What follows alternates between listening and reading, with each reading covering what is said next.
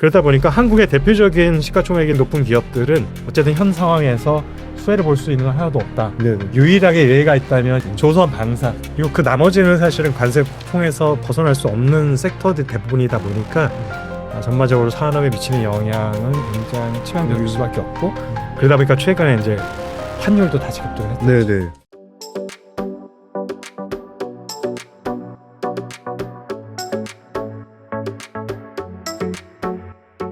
지금 전반적으로 이제 우리 미국 나스닥 주식 시장을 보면은 네. 올 것 같은데, 네네. 사실은 이제 트럼프 대통령이 대통령 당선된 직후에는 굉장히 좋았었잖아요. 맞습니다. 그 얘기는 기대감이 있었다는 그쵸. 얘기고, 네. 왜냐하면 아무래도 친기업 대통령이 됐다 보니까. 네네. 근데 막상 취임하고 나서는 거의 전 세계를 대상으로 관세 전쟁, 무역 전쟁을 일으키다 보니까 미국 기업들이 사실은 미국의 관세를 부과하게 되면은 혜택을 보는 게 아니라 본인은 혜택을 볼 거라고 주장을 네. 대통령은 하지만, 기업 입장에서 보면은 대부분의 공장들이 네. 미국 바깥에 있잖아요. 그렇죠, 그렇죠. 결국에는 내 물건을 내가 미국으로 팔기 위해서 가져오는데 엄청난 세금을 내야 돼. 관세를 내야 되는 상황. 특히 애플이 그래서 가장 많이 타격을 받았는데, 애플은 폭스콘에서 전량 아이폰을 만들고 네네. 있는데, 뭐 대만에 일부 있지만, 대만 기업이지만 대부분 공장은 또 중국에 있고. 그렇겠죠. 네네. 지금 오늘 아침에 보니까 우리가 뭐 어제까지만 해도 대중국 관세가 뭐 125%를 알았는데, 거기에 이미 추가적으로 마약 펜타닐 관련된 20%는 별개다. 네네. 20이 추가된 네네. 거다라고 얘기를 해서 어마어마한 지금 관세가 되다 보니까, 그러면은 애플 같은 경우에 이제 미국계 대표적인 IT 기업인데, 네네. 내 제품을 중국 공장에 만들어 미국 가져오는데 가격이 2배가 넘는 거예요. 그럼 그거를 어떻게 팔 수가 없잖아요. 그렇죠. 네. 네. 그렇다고 아이폰 뭐 $250 뭐 예를 들어서 뭐 우리나라 돈 했을 때 200만 원 하던 걸 갑자기 400만 원으로 하면은 말도 안 돼. 아무도 안 사니까 그렇죠. 지금 그런 딜레마에 지금 빠져 있는 상황인데, 사실은 그게 애플을 제가 예로 들었지만 네네. 대부분 미국 기업들이 갖고 있는 공통적인 어려운 점인 거고, 그래서 미국 기업들이 사실은 한국의 주식보다 더 하락폭이 크다고 클 수도 있죠. 네네. 주요 IT 그렇죠, 네. 기업들 보면은 네. 이제 그 중에서 반도체도 피해갈 수 없는 것들이 미국에 있는 반도체 기업들은 전반적으로 팹리스잖아요. 네, 맞습니다. 엔비디아도 네. 있고 AMD도 네네. 있고 뭐 퀄컴도 그렇고, 대부분 뭐 탑 클래스에 있는 반도체 미국 기업들은 다 팹리스다 보니까 대부분 어디서 만들겠습니까? 파운더리에서 만들어야 사람들에서 되는데, 만들겠죠. 파운더리에서 뭐 거의 뭐 독점이라고 할 수 있는 기업, TSMC. 대만에 있는 네네. TSMC, 네. 미국에 공장을 짓겠다고 지금 이제 플랜을 맞아요. 갖고 있지만 네네. 지금 돌아가는 게 아직은 없는 거잖아요. 네네. 대만에 다 있는 거죠. 대부분의 공장들이. 네네. 그럼 대만 같은 경우도 사실은 이번에 뭐 다시 어저께 유화책이 나오긴 했지만 그 직전까지 한국은 25%였는데 대만은 더 높은 34%였기 때문에, 네네. 그런 면에 있어서 역시 또 엔비디아 역시 미국 기업 반도체 기업이지만 안 좋을 수밖에 없는 상황. 그리고 마이크론 같은 경우도 미국에도 공장이 있지만 이전에 2013년도에 일본에 있는 엘피다를 인수해서 합병하면서 갑자기 커지는 회사거든요. 네네네. 그때 엘피다의 크기가 아마도 마이크론과 거의 같은 수준이었을 거예요. 그러니까 마이크론 공장의 절반이 일본에 있다고 보시면 됩니다. 일본은 중국에도 있고, 그 다음에 말레이시아 뭐 또 동남아 쪽에도 일부 있고요. 네네. 근데 이제 말레이시아나 이런 쪽에는 패키징 위주로 좀 공장도 있고, 칩은 주로 하여간 미국 아니면 일본. 근데 일본은 똑같이 우리가 비슷한 관세율을 지금 적용이 되는 상황이었었으니까, 그렇게 따지다 보면 미국의 대표적인 기업들은 뭐 내수 서비스업을 제외하면은 네.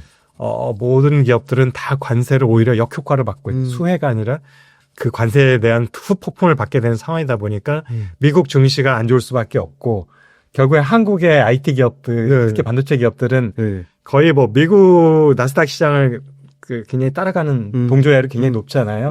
맞습니다. 네. 특히 하이닉스나 한미반도체 같은 경우는 거의 뭐 작년에는 엔비디아랑 완전 동조해서 예. 하루 똑같이 하루 네네. 따라가고 있었고, 삼성전자는 사실은 AI 붐에서 조금 소외되다 보니까 주가 동조율도 좀 네. 떨어졌죠. 그래서 맞아요. 좀 따로 노는 경향이 있고, 네.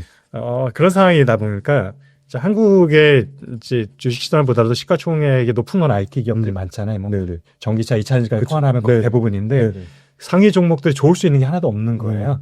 뭐 전기차를 놓고 보더라도 미국은 사실은 친환경 대통령이 하려면 민주당에서 나왔어야 되는데, 공화당 정권은 대대로 친환경에서 좀 거리가 멀잖아요.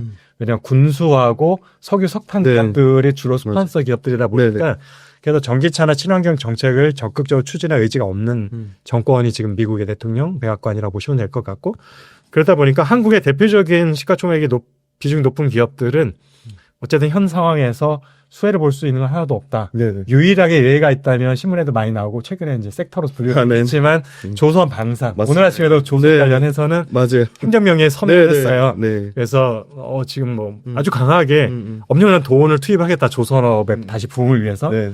그렇게 되면은 확실히 조선업들은 올해 실적 개선이 확실히 될 것이 보여주고 있고 방산 관련해서도 지금 뭐 일단은 방산도 일단 함정 쪽이 가장 크긴 하겠지만 아마도 전반적으로 방산 업체들은 주변에 있기 때문에 이제 수혜로 주로 분류가 되는 것 같습니다. 그리고 그 나머지는 사실은 관세 통해서 벗어날 수 없는 섹터들 대부분이다 보니까 전반적으로 산업에 미치는 영향은 굉장히 치명적일 수밖에 없고 그러다 보니까 최근에 이제 환율도 다시 급등을 했죠. 네네.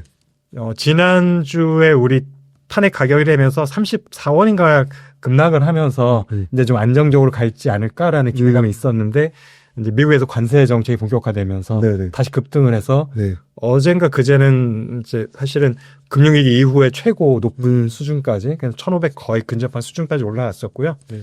그래서 이런 것들이 한국 산업에 물론 수출 주도 기업들은 환율이 높은 게 나쁘진 않습니다. 네네네. 특히 반도체 기업들은 네. 수출 비중이 워낙 높다 그렇죠. 보니까 네.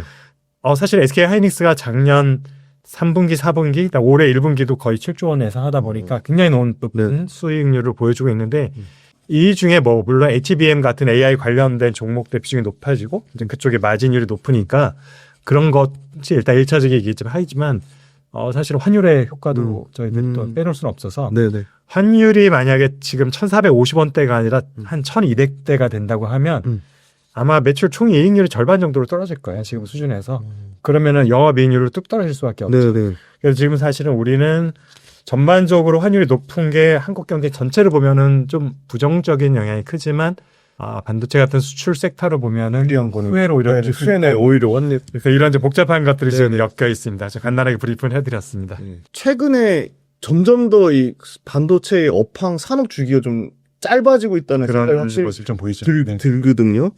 그래서 여기에 또 미국이 또 중국 반도체를 앞으로 당연히 더 심하게 압박하거나 그 견제가 강화될 것으로 보는데 이런 미국의 중국 반도체 때리기가 국내 업체한테는 어느 정도 유리한 측면이 있다고 보시는지랑 이 경기 주기, 그러니까 반도체 주기 자체가 짧아지면서 반도체 관련된 어떤 좀 앞으로 발생할 어떤 뭐 특정한 글로벌 이슈 같은 게 있다고 보시는지. 지금 한국뿐만이 아니라 미국도 마찬가지예요. 네.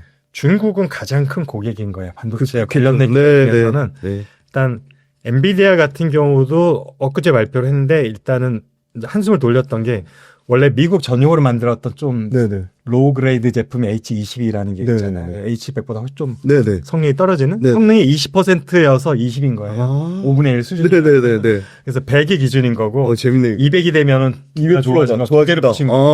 그래서 H20은 중국에 허용이 됐었는데 최근에 엔비디아에서 자체적으로 발표한 거 보니까 H20 매출이 분기 매출이 거의 뭐 170억 불, 180억 불 정도 된다고 하더라고요.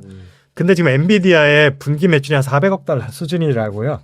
그렇게 따지면은 매출의 33분의 1 정도가 그러네요. 중국에서 발생한다는 얘기여서 우리가 기존에 생각했던 뭐 엔비디아 그동안 중국 의존도를 많이 낮춰서 한 10%다라고 했던 것들이 사실이 아닌 거예요. 그러네. 네네. 생각보다 내부적으로는 고민 많았을 것 같다. 음. 중국의 의존도 굉장히 높다라는 엔비디아도. 그다음에 엔비디아뿐만 아니라 미국의 전 세계 반도체 장비 시장 중에서 가장 큰 기업들 몇 개가 미국에 있잖아요. 네네네. 1위 업체는 네덜란드 ASML. ASML이지만 네네. ASML을 제외하고 종합적으로 여러 가지 장비들 다 하는 게 어플라이드 머티리얼스 네. 가장 큰 기업이 있고 네. 그리고 나서 또 우리 램 리서치라고 또 시각 네네. 가장 특화된 네네. 기업들도 미국 기업이고 네. 이 두 기업의 중국 고객에 대한 의존도를 미국의 증권거래소에도 작년에 발표한 게 있는데 다 35% 이상이었어요. 엄청 높네요. 네네. 그래서 제가 볼 때 중국에 대해서 어떤 미국의 제재가 가해져서 네. 뭐는 뭐 팔지 못한다, 거래 못한다 하게 되면 일단 미국이 제일 먼저 타격을 받게 되고요. 네네. 그다음에 한국 같은 경우는 사실은 중국의 칩을 아직까지 파는데 큰 지장은 없는 상태인데 중국에 있는 공장들을 업그레이드하는데 좀 제약을 받고 있죠. 최신 장비들은 못 들어가는 네네네. 상황이니까 그래서 그런 것들이 중국에 있는 OC에 있는 SK 하이닉스 공장에 직접 근무하는 지인을 해서 네네. 진짜 장비 반입에 좀 어려움이 겪냐 했더니 이미 벌써 한 차례 전부터 어려움을 겪고 있다. 그래서 중국에 있는 팹을 단계적으로 뭐 엑시트를 하긴 해야겠죠.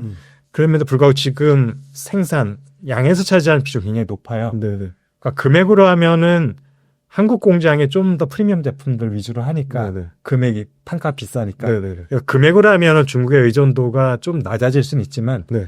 단순히 비트 물량으로 하면은 수량으로 하면 네. 수량으로 하면 네. 디램 같은 경우에 하이닉스는 거의 절반 정도가 중국 엄청나네요. 생산을 하고 있고 네네. 삼성전자도 낸드 같은 경우는 아마 절반 정도 어. 중국에 생산을 할 것 같고요. 네네. 그러다 보니까 한국 기업들은 자칫해가지고 그 팹에 업그레이드를 못하게 되면은 뭐랄까 좀 고성능 제품을 네네. 만들지 못하는 상황이 되는 거죠. 중국 네네네. 팹에. 그러니까 중국 팹의 활용도에 좀 어려움을 겪게 되는 거고 그 외에는 사실은 중국을 미국이 공격하는 것에 대해서 딱히 우리가 혜택을 누리는 건 없습니다. 네네. 근데 오히려 우리가 고객이 많다 보니까 예를 들어서 중국 기업과는 아예 거래하지 마라. 네. 다 돼버리면 네네. 우방국에 있는 기업들한테 네. 그럼 한국 기업들 망합니다. 아직까지는 중국 기업들에 대한 의존도가 굉장히 높은 상황이잖아요. 네네. 그래서 뭐 중국 그다음에 홍콩을 경유해서 또 중국으로 가니까 네네.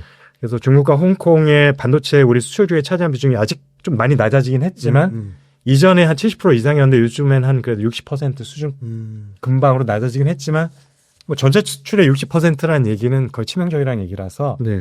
그래서 미국 기업들도 한국 기업들도 중국 고객은 결코 아직은 놓칠 수 없는 상황. 우리의 포트폴리오 구성이 그렇기 때문에 이런 면에서 미국이 중국을 공격하는 것들은 국적에 상관없이 대부분의 반도체 기업들 관련 기업들은 네. 이제 혜택 수혜보다는 사실은 더 불리함이 더 많습니다. 그래서 이런 것들을 백악관이 잘 알고 있는지는 모르겠습니다.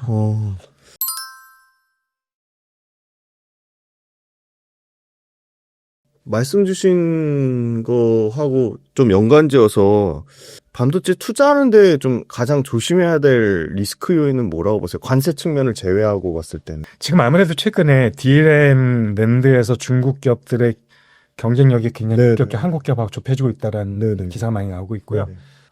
사실 먼저 DRAM만 놓고 보면은 한국 기업 같은 경우에 지금 이제 양산의 주력이 5세대 DRAM이거든요. 네네. 그리고 또 1XYZ, 1ABC, 네네네. 1B가 네네. 5세대인데 네네.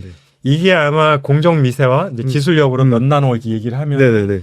아마도 12나노, 13나노 근처일 거라고 생각이 되는데 중국의 DRAM 업체 중에 가장 대표적인 건 창신 메모리죠. 네네. CXMT. CXMT. 네네. 창신 메모리의 기술력이 일단 이제 외신을 종합해 보면 현재는 아직까지 한 18나노 부분 18라. 이 주력인 것 같다. 그다음에 아마 16과 18 사이를 지금 계속 최민지하고 있는 상황으로 보여지니까 아직도 12나노와 18나노라는 갭이 있긴 해요. 네네. 6나노 정도, 7나노 정도 갭이 네네. 있는데 이제 이 정도 갭이 근데 안전한 갭이냐가 사실은 이제 중요한 거잖아요. 근데 이 부분이 사실은 요즘 고민이 좀 많이 드는 부분들이 이제 과거에는 우리가 모의 법칙이라는 것이 네. 있어서 이게 기술적으로 2년에 한 번 정도 칩의 성능이 2배가 된다라는 네네. 모의 법칙인데 네네. 칩의 성능이라는 걸 이제 조금 설명을 더 드릴게요. 네네. 독자들 위해서. 네네. 메모리를 기준으로 하면 칩의 성능이 2배가 된다는 얘기는 메모리 용량이 2배가 되는 거예요. 네. 그다음에 로직 디바이스나 마이크로 프로세서 같은 CPU, 네네. GPU 같은 경우에 칩의 성능이 2배가 된다는 얘기는 이제 속도가 2배가 된다는 얘기. 속도 빨라진다. 네. 그런데 둘 다 마찬가지로 속도가 빨라지는 거든 용량이 2배가 된다는 거든 공통점은 트랜지스터의 개수가 2배가 돼야 돼요. 네네네. 근데 이제 메모리 같은 경우는 트랜지스터의 개수 플러스 전화, 데이터를 저장하는 네네. 캐패시터 같은 것도 똑같이 2배가 돼야 되지만 네네. 자 그러면은 웨이퍼의 크기는 똑같잖아요. 네네. 뭐 동그란 모양인데 정해져 있는데 그러면은 칩의 개수라는 것도 이제 정해져 있겠죠. 네. 근데 동일한 크기의 칩 안에서 성능이 2배가 되려면 여기에 들어가는 이제 우리가 트랜지스터 개수가 2개가 되려면 어떻게 되느냐? 네. 칩 들어가는 그 셀이라고 하는 셀 하나의 네. 크기가 작아져야 되는 작아져야겠네요. 네네. 근데 이게 이제 2분의 1로 작아지는 건 아니고 면적 개념이다 보니까 면적은 사실은 가로 곱하기 세로가 되니까 결국에 개수는 면적에 비례하는 값이고 그런데 우리가 지금 뭐 몇 나노 하는 거는 이제 2디멘전al, 1디멘전al 하다 보니까 면적 개념을 길게 해서 네. 그걸 이제 수학적으로 계산해 보면 2년에 한 번씩 이제 우리 가장 작은 선폭이 70%로 작아져야 돼요. 반이 되는 건 아니에요. 네네. 그러면 70% 가로로 70% 세로로 70% 하면은 곱하면은 합쳐지면 나중에 0.5배가 그렇죠. 네, 0.5배가 0.5 나오거든요. 네네. 그래서 이런 식으로 해서 모의 법칙이 성립이 돼야 되는데 이제는 더 이상 2년에 한 번씩 70%씩 작아지질 못한다는 거죠. 만약에 70%씩 작아졌으면 20나노에서 지금 같이 뭐 1, ABC, XY 이렇게 나오질 않았을 거예요. 네네. 그냥 중간에 한 단계 하고 바로 10나노로 갔어야 되는데 그렇다는 얘기는 지금은 70%로 적어지는 게 아니라 거의 뭐 90%로 작아진다든지 이렇게 아주 조금씩밖에는 네네. 기술적으로 진보가 안 된다는 얘기예요. 그래서 결국에는 기존에는 도망가는 기업, 선두 기업, 리딩 컴퍼니, 네. 디램이나 랜드로 하면은 뭐 삼성전자, SK 하이닉스일 텐데 이 기업들이 도망가는 속도가 과거에 비해서 현저하게 느려졌다라는 거죠. 네네. 기술이 어려워졌기 때문에. 네네. 그런데 아직도 20나노, 18나노에 있는 후발주자들은 그보다는 쉽잖아요. 네. 빠르게 이전 빠르게 속도가 따라붙겠네요. 느려지지만 네네네. 그래도 상당한 속도를 네네. 쫓아오으니까 결국에는 제가 늘 말씀드린 게 토끼와 거북이. 그래서 이게 사실은 도망가는 속도가 이제 거북이가 돼버리고 네네. 쫓아가는 속도가 토끼가 돼버리는 거죠. 그러니까 이 차이가 점점 좁혀지고 있다는 거. 이게 역전될 거라고 생각하지는 않지만 그래서 지금 중국의 위협이라는 얘기가 계속 언론에 나오게 되는 거고 삼성전자 같은 경우는 작년에 아예 DS 부문장이 중국을 언급하면서 네네. 이거 우리한테 위험 요소다라고 리스크화되고 있다. 그 때문에 우리의 실적도 영향을 받고 있다라고 얘기를 하셨단 말이죠. 네네. 그래서 이런 것들이 이미 현실이 되고 있다.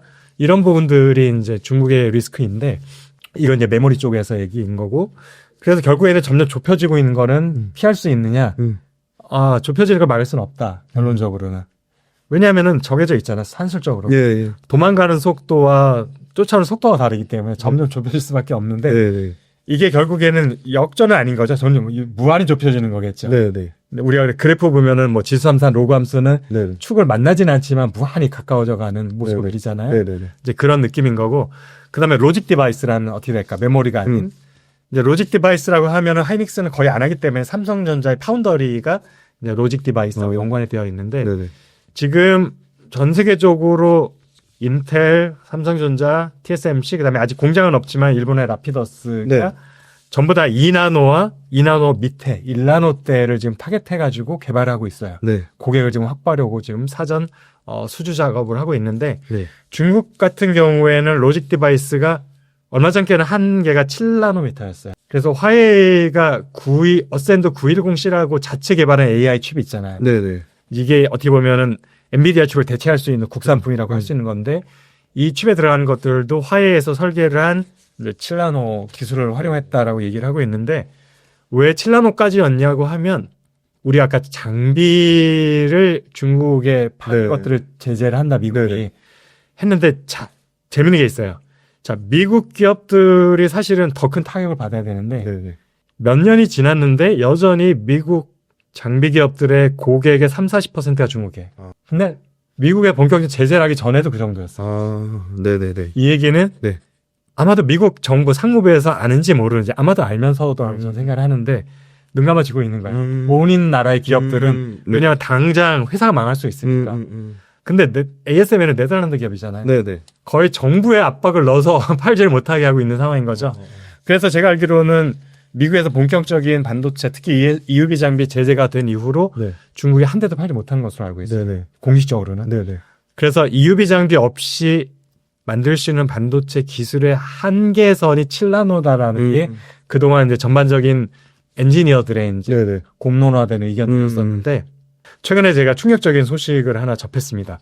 이게 아마도 대만에 있는 이제 저도 자주 보고 있는 트렌드포스라는 이제 시장 조사 기관의 리포트였던 것 같은데 이제 중국에서 5나노 개발을 완료를 했다. 곧 양산을 할 거다. 그 얘기는 EUV 장비는 아직 반입이 안 된 걸로 알고 있어요. 그러면 EUV 장비보다 훨씬 성능이 떨어지는 DUV라고 하잖아요. 그래서 DUV 장비로는 5나노는 절대 불가능해라고 전 세계에서 다 그렇게 믿고 있었는데 EUV 장비 없이 5나노 할 수 있다라는 게 검증이 되는 거예요. 이렇게 되면 저는 한 가지 들은 생각이 있어요. 그동안 전 세계에 있는 반도체 칩 메이커들이 ASML의 농간에 놓으라는. 왜냐면 EUV 장비가 훨씬 비싸거든요. DUV보다. 그러니까 EUV를 팔 수 있는 거는 자기밖에 없어. ASML. 그러니까 한계를 빨리 정해놓는 거예요. 옛날부터 7나노는 EUV 없이는 안 돼. 그러다 이제 중국에서 하니까 7나노까지만 돼. 그러니까 너네 EUV를 사야 돼. 한국, 미국 기업, 대만 기업들한테, 일본 기업들한테. 네네. 했는데 만약 중국에서 온화도 성공한다? 그러면 여지까지 EUV 장비 없이는 7나노, 5나노 안 되라고 계속 홍보하면서 EUV를 엄청 팔았었는데 네. 이게 다 엄청난 사기극이었다라는 얘기가 그러네요. 된다는 얘기고 또 하나는 반대로 네. 그렇지는 않다. 사기는 아닌데 정말 안 되는 건데 중국이니까 해냈다라고 만약 결론이 나잖아요. 그럼 중국 엔지니어들의 능력이 전 세계 최고 그렇게. 좋다는 얘기가 돼요. 네. 거꾸로. 네. 그러네. 훨씬 안 좋은 장비로도 한다는 얘기가 된다는 네. 얘기는 이건 엔지니어 능력이거든요. 네. 그러니까 어느 쪽이든지 굉장히 충격인 거죠. 그래서 ASMR의 농간에 노란한 거여도 충격인 거고 중국 엔지니어들이 전 세계에서 최고다라고 해도 충격인 거죠. 그래서 어떻게 보면은 만약에 정말 5나노 양산에 본격적으로 들어간다고 하면은 반도체 시장이 어떻게 보면 지각을 흔들 만한 뉴스라고 저는 생각이 되고 있고 그래서 이 둘 중에 어느 쪽이 사실인지 모르죠 우리가. 네. 제3자인 우리가 판단이 어렵지만 어쨌든 이만큼 우리가 과거에 그러니까 뭐 물리학이라고 하면 법칙이라고 했던 것들이 더 이상 당연한 게 아니다. 그러네요. 네. 라는 생각을 많이 들기 시작했었고 네. 또 하나 바로 올해는 아니고 작년부터 인텔이 어려움을 겪으면서 네. 인텔을 뭐 매각된다는 소문이 많이 났었죠. 네네네. 특히 미국의 언론들이 많이 났었는데 네네. 매각의 주체로 언급된 게 두 개가 컸어요. 초반에는 네. 다 팹리스 기업. 네네. 퀄컴이 제일 먼저 언급됐었고 그다음에 브로드컴이 언급됐었고 네네. 최근에 TSMC가 가져. 언급된 상황이죠. 네네. 근데 잘 보시면은 여기에서 보면은 퀄컴이나 브로드컴은 둘 다 팹리스 기업이에요. 네네. 물론 TSMC는 이제 제조업이죠. 네네. 제조업은 아니죠. 엄밀히 파운드리는 네. 제조업은 아닙니다. 좀 이따 설명드리겠습니다. 네네네. 그래서 어떻게 보면은 인텔이라고 한 반도체의 가장 상징적인 기업이잖아요. 그렇죠. 미국뿐만 아니라 네. 왜냐하면은 지난 2000년, 2005년 이후로 딱 두 번을 제외하고 2023년까지 전 세계 반도체 탑 10 리스트 하면 1위는 항상 인텔이었어요. 네네. 그 두 번 중에 이제는 세 번 늘어났네. 작년까지 네네. 하면은 한 번은 2018년도에 디램 가격이 폭등하면서 네네. 버블이 디램 네네. 제일 표현되는 디램 버블을 네네. 하면서 네. 3년 잠깐 1등 네네. 했었고 2023년, 2024년도에는 AI 열풍 때문에 엔비디아가 1위로 올라서면서 네. 인텔이 2등으로 물러나서 네네. 그 세 번을 제외하면은 25년, 30년 동안 거의 인텔이 1위를 했던 기업인데 근데 제조업이죠. IDM이잖아요. 종합반도체. 종합, 네네. 설계도 하고 칩도 만들고 네네네. 다 하는 기업인데 상징적 의미가 뭐였냐면은 이제는 이 반도체의 상징적인 인텔은 제조업인데 인텔이 망할 수도 있죠. 뭐 어려움 망할 수도 네네. 있는데 이 인텔을 인수하는 주체로 무슨 공식화된 건 아니지만 어쨌든 소문이 나는데 대부분 인수 주체로 언급되는 게 팹리스 기업이다라는 네네. 거. 이 얘기는 이제 반도체 패권은 완연하게 아. 제조업에서 네네. 이제 서비스 쪽, 팹리스 설계 쪽. 음. 그래서 제조에서 설계로 완전히 넘어갔다. 패권의 중심축. 네. 그래서 이거를 제가 이 가설이 맞는지를 알고 싶어서 마침 이제 제 책을 쓰면서 그걸 배우고 싶었어요. 네네. 정말 패권이 이동한 건지 아니면 네. 일시적인 현상인지. 네네. 그래서 제가 2000년 이후로 5년 단위로 전 세계 글로벌 탑 10 리스트 중에서 네. 팹리스가 차지하는 비중이 네. 변화가 있는지. 네네네. 봤더니 처음 한 10년, 15년은 변화가 없다가 2015년부터 팹리스가 하나씩 둘씩 올라오기 시작하다가 이제는 전체 탑 10 중에 4개 기업이 팹리스예요. 근데 그 4개 기업이 다 탑 6에 있어요. 그래서 지금 보면은 탑 6 밑에 4개가 제조업이고 네네. IDM이나 뭐 이런 네네네. 것들이고 상위권의 중에서는 거의 한두 기업을 제외하면은 다 팹리스라는 얘기예요. 이렇게 된 추이가 점차 강해지고 있다는 거. 네네. 팹리스 비율이 점차 높아지고 있고 네. 점차 순위가 올라가고 있다는 거. 이제 1위도 2번 연속했으니까. 네네. 그래서 제가 느끼는 게 한국 반도체 미래를 고민하기 시작한 거죠. 이게 반도체 패권 전쟁이라는 게 현재를 다루는 게 아니라 사실은 미래를 네. 다루고자 네. 하는 게 목적이 컸으니까 네네.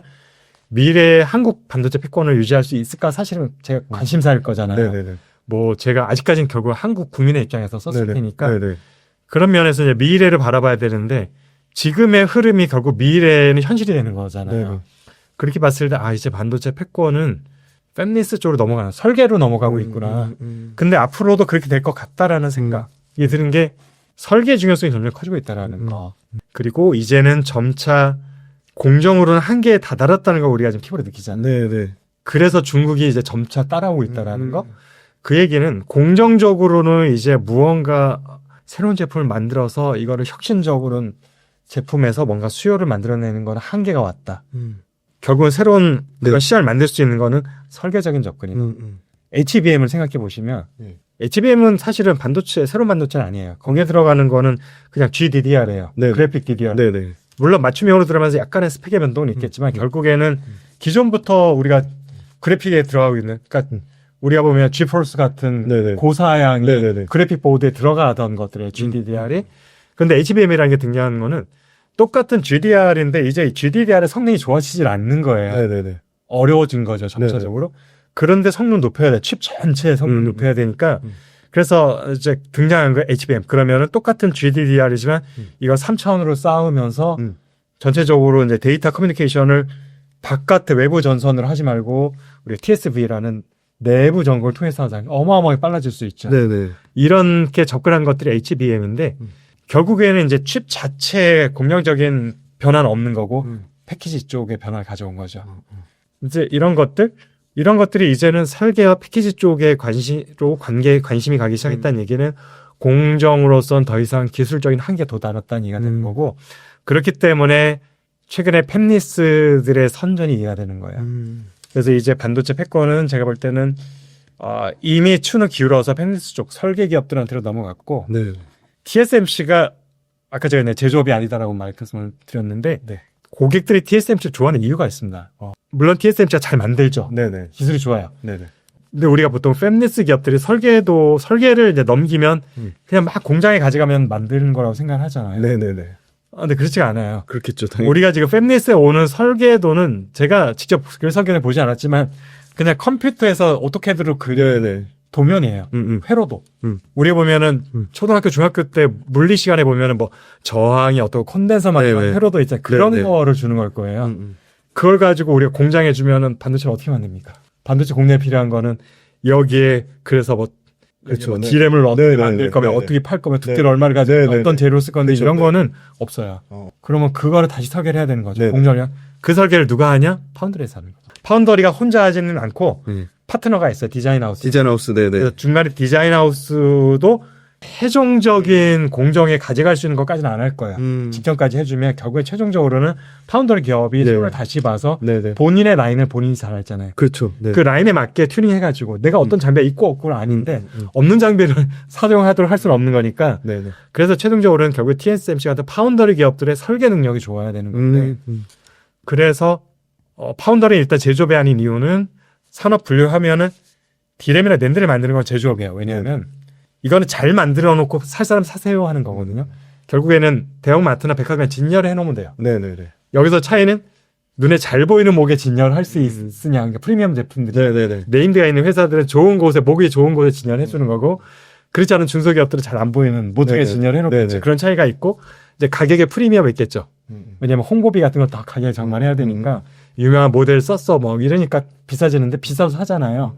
이제 그런 것들 그래서 잘 만들면 되는 거였는데 파운드리는 처음부터 고객이 준 도면 자체가 일단 공정할 수 없는 도면. 이어서 여기서부터 진짜 최종 제품까지 가는데 그걸 혼자 단독적으로 하지는 않을 거잖아요. 네네. 고객하고 계속 커뮤니케이션 하는 거예요. 설계적으로 제안을 해주죠. 이렇게 하는 게 내가 볼 때 더 좋아. 근데 너네가 원래 원했던 거랑 좀 달라질 수 있는데 내가 볼 때 가격이 더 싸져. 내지는 좀 더 속도가 빨라질 수 있어. 이런 것들을 제안하면서 그래서 고객 맞춤형이라는 얘기가 나오는 거고요. 이렇게 계속 고객하고 맞춤형으로 커뮤니케이션을 해가면서 최종적으로 나올 땐 결국엔 본인의 철학과 본인의 갖고 있는 모든 노하우들을 가지고 만들어버리는 거여서 만들어면 팔리는 게 아니라 최종적으로 고객이 원하는 것이 나와야 되는 건데 그래서 이거는 일종의 저는 반도체 서비스업이라고 분류를 하고 있고요. 그래서 최종적으로 나오는 제품이 눈에 보이는 반도체 칩이긴 하지만 우리가 보통 산업 분류로 하면은 서비스업과 제조업은 굉장히 다른 건데 네. 디램이나 낸드를 만드는 거는 반도체 제조업이라고 얘기하고 파운더리는 전 제조업이 아닌 반도체 서비스업이라고 분류를 합니다. 네네.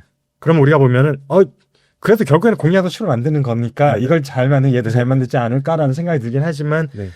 제조업과 서비스업은 사실은 뭐 우리가 많이 다를 거라는 거는 전문가 아니라고 생각을 하시잖아요. 네네. 그래서 제가 가장 쉽게 예를 드는 게 자동차 메이커들이 벤츠나 BMW가 얼마나 차를 잘 만들어요. 네네. 차를 잘 만드니까 이거 어차피 차 가지고 하는 거니까 내가 운수업을 해도 잘하는 거 아니야? 내가 운수업을 진출하겠어. 그러면은 잘할 수 있을까요? 물론 자동차 가지고 하죠 운수업. 네네네. 하지만 두 개는 완전히 다른 세상이라서 그렇죠. 네네. 운수업을 잘하는 거는 정말 서비스를 잘하는 회사예요. 네. 그래서 얼마나 고객의 영업도 잘해야 되고 물류망을 잘 만들어야 그쵸. 되고 터미널이라든지 이런 걸 잘 만들고 네네. 노선도 잘 설계해야 되는 네네. 거고 중간중간에 내 차만으로 안 되고 내 비행기만 안 되면 얼라이언스를 구축해서 해야 되는 거고 네네네. 이거를 차를 잘 만들 것 같으면 전혀 상관이 없는 얘기인데 네네네. 그래서 파운더리 산업은 서비스업이기 때문에 디램과 낸드를 잘 만드는 회사가 무조건 잘할 수는 없다. 그것을 우리가 어떻게 확인할 수 있느냐? 인텔과 삼성전자 같은 네. 회사들도 어려움을 겪고 있다. 네. 현실이다. 네. 그래서 어쨌든 그런 차이는 있다는 거. 그리고 결국 또 파운더리도 경쟁력이 있으려면 설계를 잘해야 되는 거였다. 결론적으로는. 그래서 반도체 패권이 이제는 공정이 아니라 설계 쪽으로 넘어갔다. 이건 이미 넘어갔다고 생각을 하고 있고 네. 그러면 10년 뒤에 한국 기업들이 공정만 여전히 붙잡고 있어서는 네네.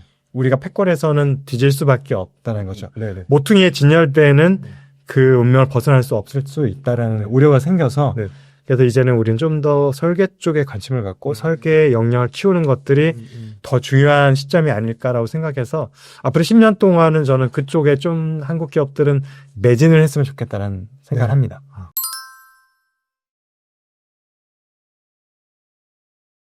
앞으로 이제 이미 팹리스의 시대가 왔고 앞으로도 팹리스 시대가 훨씬 더 강화될 것이다. 그게 상당히 좀 충격적인 얘기였는데요. 일단은 국내 기업들 당연히 이제 빅테크의 흐름하고 같이 연동돼서 볼 수밖에 없는데 일단 그 박사님 보시기에 이 엔비디아가 갖고 있는 AI 주도권 패권 전쟁에서 계속 그 엔비디아가 계속 1등을 계속 유지할 거라고 보시는지가 일단 저는 제일 궁금하고 AI 투자, 엔비디아 포함해서 AI 투자의 어떤 방향성, 최근에 나오는 AI 거품론까지 한번 설명해 주시면 좋을 것 같아요. 어느 산업이든지 산업이 처음에 그 시작되는 시점에서는 독점 기업이 항상 있습니다. 그렇죠. 네네. 이제 반도체도 초기에 그랬었고 네. 그다음에 2차 전지, 전기차 다 마찬가지고 맞아요. 네. LCD 뭐 다 똑같습니다. 휴대폰도 마찬가지고. 네네. 그런데 그게 만행되지는 않잖아요. 지금 앞서 제가 언급했던 시장 보면 지금은 네. 굉장히 경쟁이 치열해지고 있다는 걸 알 수 네. 있어서 만년 1대1과 같던 테슬라도 지금 그러지 못하는 걸 알 수 있고 네. 애플도 스마트폰을 독점할 것 같았지만 맞아요. 지금 중국 기업들한테 네, 네. 도전하고 네. 이런 게 제가 볼 때는 AI 칩 시장도 동의를 할 거라고 생각이 되고 있고요. 물론 독점의 시기가 얼마나 길어지느냐 짧아지느냐는 그 기업이 하게 달려 있는 거죠. 본인이 독점 시장을 유지할 수 있는 독과점 지위를 유지할 수 있는 기간을 길게 가져가는 거는 네. 본인이 얼마나 정말 고객을 만족할 수 있는 신제품들을 자꾸 내놓을 수 네네. 있느냐고 가격 경쟁을 확보하느냐. 네네. 이 부분이 중요할 것 같아서 그래서 독점이 마냥될 수는 없는데 엔비디아가 현재로서는 뭐 일단 최소한 1, 2년은 더 갈 것 같다는 생각이 들고 있고요. 네네. 왜냐하면은 그러니까 설계를 잘하는 회사들은 아마 등장을 많이 할 것 같아요. 지금도 일단 중국 로컬에서도 네. 설계들을 하고 있는데 네. 그 설계 기업들을 결국엔 칩을 만드는 건 TSMC를 그쵸. 가야 되는데 네. TSMC가 지금 포화 상태예요. 음. 포화 상태인데 지금 파운드리 기업들의 특징이 뭐냐면 한번 고객을 딱 맺으면 네. 잘 안 바꿔요. 과거에는 과거에는 애플과 AMD가 TSMC의 가장 큰 고객이었는데 네네. 최근에 살짝 1위로 치고 나간 게 엔비디아거든요. 네, 맞아요. 그 얘기는 TSMC 입장에서 1위 고객이 엔비디아인데 네네. 자 엔비디아의 칩이 이만큼 주문이 들어왔는데 네네. 설계를 더 잘하는 기업이 혹 있을 수도 있어요. 더 좋은 조건으로. 네네. 마이크로소프트일 수도 있고 아마존일 수도 네네. 있고 화웨이일 수도 있는데 네네. 얘네 물량을 확 막힌다 한들 음. 엔비디아 물량을 축소하면서 주진 않을 거라는 거죠. 음. 그게 사실은 파운드리 업계의 질서가 그렇고 그 네네네. 신뢰가 네. 중요하기 때문에 그래서 제가 볼 때는 말씀드린 게 그래서 엔비디아 독주 기간이 한동안 될 수밖에 없다. TSMC를 대체할 수 있는 파운더리가 등장을 하면은 달라지겠죠. 예를 들어서 인텔 삼성전자가 TSMC와 비슷한 수준의 칩을 대량 생산할 수 있게 되면 네네네.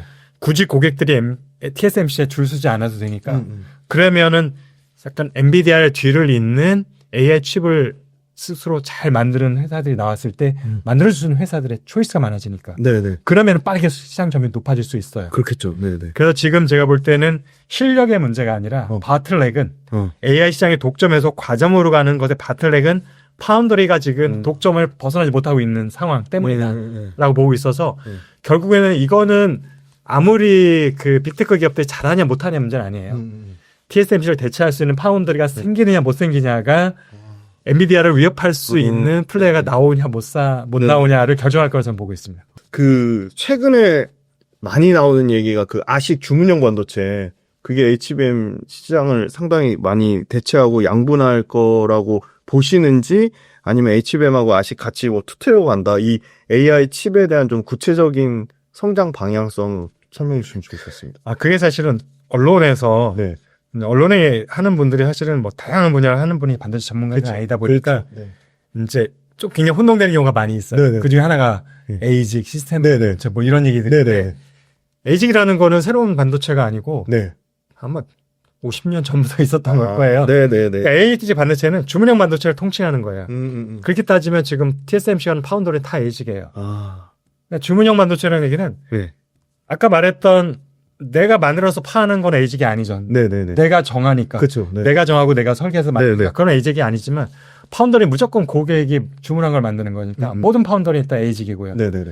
그 다음에 파운더리가 아닌 일부 지금 디램에서 낸드에 네네. 것도 고객의 의견이 상당 부분 들어가는 거잖아요. HBM 같은 네네. 거. 그런 거는 진짜 에이직의 성격이 좀 들어가는 거죠.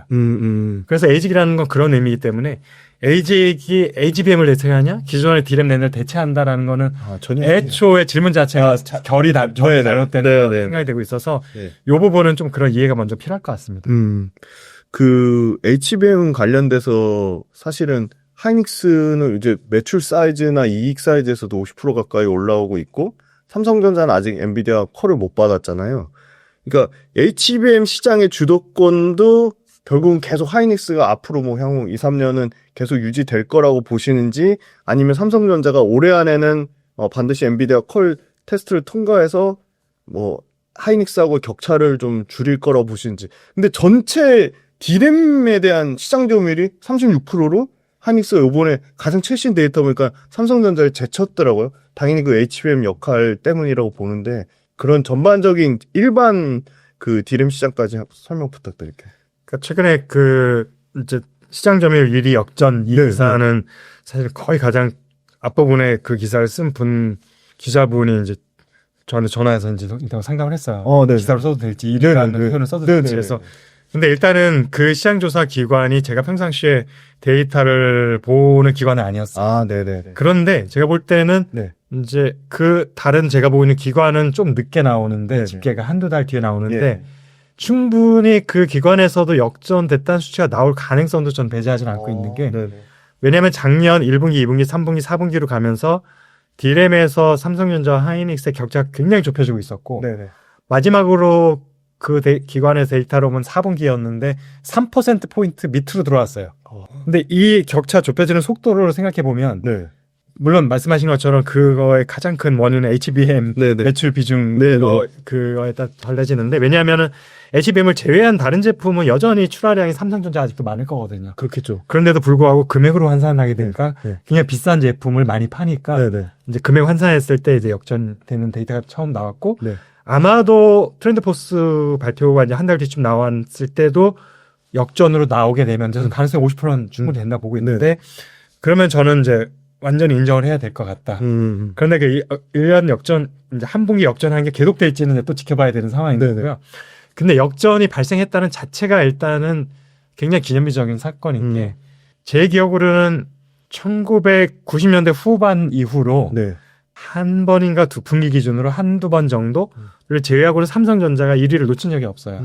그 한두 번은 왜 놓쳤냐 하면 우리 1998년도 IBM 네네. 그 위기 상황 때 네네. 빅딜이라는 게 있었잖아요. 그래서 당시 LG 반도체하고 현대 반도체를 반강제적으로 합병을 네네네. 하면서 큰 2등, 3위 업체를 합쳐놓으니까 볼륨이 커질 수밖에 없잖아요. 네네. 그래서 일시적으로 시장 점유율 1위를 했어요. 네네.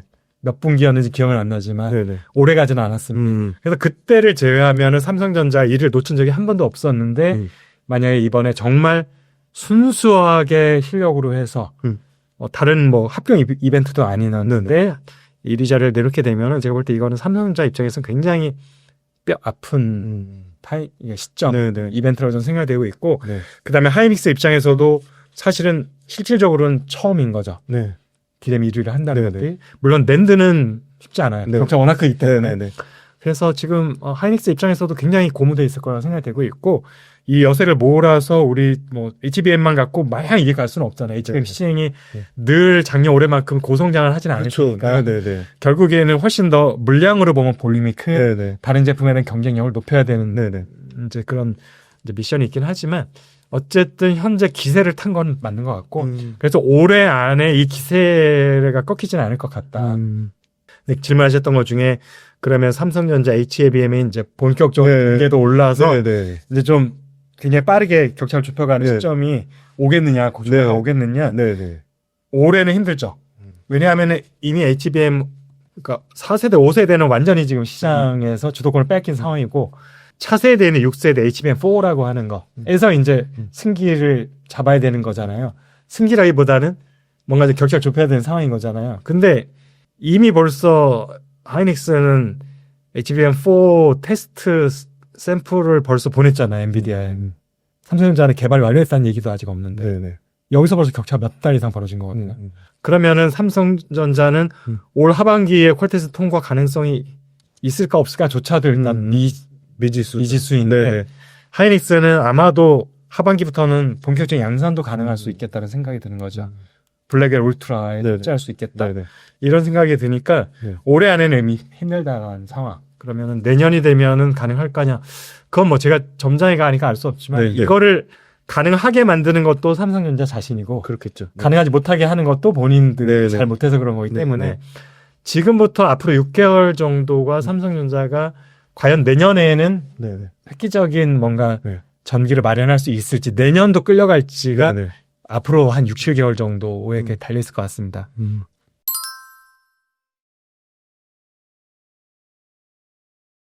앞부분에 설계 이 말씀 주셔가지고 설계 관련돼서 뭐 사실은 삼성전자도 결국 HBM이 D램을 쌓는 거니까 어떤 뭐 근본적으로 그 DDR 그쪽의 설계에 어떤 문제가 있는 거 아니냐 그런 게 좀 많이 얘기가 돌았거든요. 그것도 좀 설명 부탁드리고 마이크론을 또 빼놓을 수가 없잖아요. 마이크론은 이미 삼성전자보다 앞서서 엔비디아에 그렇죠. 납품을 하고 있으니까 그 결론적으로 생각해보면 엔비디아 입장에서 계속 하이닉스한테 하이닉스 보니까 올해 예상되는 OP 마진이 45% 가까이 되더라고요. 제일 효과가 크니까. 네, 뭐 100원 팔면 그 절반 남긴다는 건데 엔비디아가 계속 어떻게 보면 하이닉스가 뭐 같이 가는 동맹 뭐 얘기도 하지만 그렇게 하이닉스한테 그렇게 높은 마진을 주면서까지 하이닉스한테 독점 구조를 줄까? 그것도 사실 의문이긴 하거든요. 마이크론이나 빨리 삼성전자가 치고 올라와서 그 시장을 좀 나눠 가지면 하이닉스, 엔비디아 입장에서도 가격 협상력이 좀 생길 것 같고 한데 그런 이제 마이크론의 등장과 마이크론의 앞으로 삼성전자나 하이닉스한테 어느 정도 위협까지 될 거라고 보시는지 또 궁금합니다. 먼저 마이크론이 거기는 결산 법인이 8월 결산이다. 네네. 그러니까 우리랑 좀 다르다. 월이 엇갈려서 네네. 벌써 2분기 실적이 발표됐어요. 네네네. 근데 그 2분기가 작년 12월, 올해 1월, 2월 3개월끼리 이제 마이크론에서 2분기 네네. 실적이가 네. 올해 2분기 실적인데 이게 그래서 참 분석이 어려운 게 12월까지는 전통적으로 반도체 성수기이고 12월까지. 네. 1월과 2월은 비수기인데 네네. 마이크론의 2분기는 이 두 개가 혼재되어 있는 그러네요. 거예요. 네네. 근데 한국 기업들의 1분기 실적은 1월, 2월, 3월 네네. 그러니까 다 비수기예요. 다 비수기구나. 네. 그래서 정확하게 비교가 그러네요. 되는 네. 상황이 네, 있어요. 네, 네, 네. 왜냐하면 성수기와 비수기의 OP 마진율이 차이가 있거든요. 사실은. 그렇겠죠. 네. 그래서 이게 비교하기는 어렵지만 마이크론이 먼저 발표를 했는데 2분기에 영업이익률 계산해 보니까 22%가 나왔어요. 그리고 그 전분기, 네. 그러니까 정말 성수기였을 네. 때로 하면은 25%였습니다. 네, 네, 네. 성수기에서 비수기로 넘어가면서 영업이익률이 3%포인트밖에 그러네요. 안 낮아졌다는 얘기는 굉장히 좋은 거거든요. 네네. 나쁘지 않은 건데. 네, 네. 그런데 지금 삼성전자 어제 그 잠정 실적 발표했는데 네. 그 보면은 아직 부문별은 모르지만 네. 총액이 6조 6천억밖에 네네. 안 되잖아요. 네. 일단 그 자체도 마진율이 얼마 높지 않은 상황인데 네, 네. 그 중에서 제가 보면은 이번에 스마트폰이 굉장히 돈을 잘 벌었을 것 같다. 네. 그다음에 최근 하만도 네. 흑자를 내기 시작을 했고 가전에서도 늘 1조 원 조금 못 되는 수준 네네. 흑자를 늘 꾸준히 내고 있고 네. 디스플레이도 5천억, 7천억 사이를 늘 흑자 내고 있으면 네. 얘네들 다 합치면 벌써 6조, 5천억, 그러네. 5조 5천억 가까이 네네. 돼요. 그 얘기는 반도체가 기껏해야 1조 원이 될까 말까 한다는 얘기인데 반도체 매출이 하이닉스보다 많을 텐데 영업이익률이 1조면은 마진율이 10%도 안 될 거라 네, 네, 네. 생각이 들고 네, 네. 그러면은 마이크론보다도 훨씬 뒤진다는 얘기죠. 네네. 수익성이. 네. 결국에 수익성이 제가 볼 땐 실력을 가늠할 수 있는 하나의 객관적인 지표잖아요. 매출이라는 거는 볼륨을 얘기할 수 있지만 네네. 사실은 수익성이라는 게 진짜 제가 볼 때 실력, 네. 경쟁력의 그렇죠. 속도라 볼 수 있으니까. 네네. 그리고 보면 지금은 솔직하게 이게 뭐 단기간에 보는 거긴 하지만 지금 삼성전자 반도체 경쟁력은 마이크론에 뒤졌다. 이미 HBM 빼더라도. 그게 바로 영업이익률에서 나타나는 것 같고 네네. 하이닉스는 아직 발표 안 했겠지만 지난 하반기, 3분기, 4분기에 엄청난 실력 지난 4분기가 40% 정도 나왔었는데 지금 더 높아졌을 가능성이 높은 게 왜냐면 HBM의 비중이 더 커졌으니까. 네네네. 그때 생각을 해보면 만약에 HBM의 매출 비중이 그때 한 30%밖에 안 됐는데 네네. 전체 영업이익률이 40% 나왔다는 얘기는 HBM만의 영업이익률은 50%가 넘는다는 얘기예요. 네네네. 이러면 해도 될지 모르겠지만 폭리죠. 그러네요. 그다음에 엔비디아의 지난 이제 분기 마지막 최종 발표했던 거기도 이제 분기가 틀려가지고 네네네. 분기의 실적을 보면은 1분기 되죠. 걔네들 1분기. 네네. 보면은 거기도 보면 영업이익률이 65%예요. 네네. 제조업인데 네네. 하이닉스보다 더 폭리죠. 그래서 제가 볼 때 네네. 지금 네. 엔비디아와 하이닉스는 굉장히 많이 이제 실제 거품이 있다. 거품이라는 게 실체가 없다는 거품이 아니라 네네. 너무 폭리를 남기고 풍을 있어서 취하고 있다. 네. 언제든지 이거는 낮아질 가능성이 있다. 경쟁자들이 나오기만 하면 그런 생각을 좀 하고 있고요. 그래서 제가 최근에 이제 우리가 가장 큰 이슈가 관세 이슈잖아요. 네네. 그래서 어제 이제 미국이 바로 이제 한 발 뒤로 물러서긴 했지만 그 전까지 보면 대만이 34%였는데 네. 엔비디아의 칩은 다 TSMC에서 그러니까 대만에서 만들어서 네네. 미국으로 가져와서 팔아야 되는데 네네. 일단 산술적으로 34%면 가격이 34% 올라가야 되는 그렇죠. 건데 네네. 고객한테 갑자기 34% 올려줘라고 할 수는 없으니까 네네. 그때 제가 나름대로 계산해 본 거는 아마 10%에서 20%는 가격 정을 할 것 같다. 그래서 살 거다 고객들이. 왜냐하면 현재는 가격 협상력이 엔비디아 쪽에 있으니까 없어서 못 파니까. 근데 한 10%, 20%, 뭐 34%는 아닐 것 같다. 그러면 나머지 20% 이상의 이건 어디로 가져갈 거냐? 본인이 약간 마진을 줄이고 네. 그 다음에 협력사한테 마련을 좀 축소하라고 암용하고 그러면서 약간 엔비디아의 영업이익률과 HBM의 영업이익률이 좀 낮아지면서 네네. 약간 그 버퍼 역할을 해줄 거다. 네네네. 그래서 전체 실적에 크게 영향이 없지만 마진율은 낮아지겠다라는 생각을 했었는데 이제 지금 보면은 중국을 제외한 다른 모든 국가에 대한 관세는 결국 협상을 위한 도구였다라는 게 네네. 지금 네네. 보여주고 있어서 네네. 이제 정말 막 관세가 최종 얼마 될지를 모르겠는 상황이 돼버린 거고 지금 반도체는 따로 계속 언급이 되잖아요. 반도체는 따로 하겠다. 맞아요. 왜냐하면 철강 자동차 이런 거는 보편관세 말고 이미 25%한 거는 그냥 확정인 그거 그대로 간다고 했거든요. 네네. 낮추지 않고. 네네. 그래서 반도체는 아직 안 했지만 하게 되면은 한국에 미국으로 가는 건 별 문제가 없지만 네네. 한국에서 중국으로 갔다 미국으로 가는 완제품들, 네네. 한국에서 대만으로 갔다 미국으로 가는 AI 칩 네네. 같은 것들은 관세 적용고 특히 중국 쪽은 어마어마한 고관세. 네네. 그래서 만약에 애플의 가격이 갑자기 2배 넘게 될 수 없으니 안 팔리겠죠. 네네. 가격을 낮춰도 안 팔리겠죠. 많이 어쨌든 네네. 비싸질 테니까. 네. 그러면 결국에는 미국 기업들의 제품들을 중국에서 조립하던 네네. 기업들의 물량이 줄어들 수밖에 없고 그러면 거기에 부품으로 들어가는 반도체 수요가 줄어들어요. 그러면은 한국 반도체 대중 수출이 확 줄어드는 효과라서 이게 전반적으로 지금 미국이 던진 관세에 대한 도미노 효과로 나타나게 되는 한국의 경제.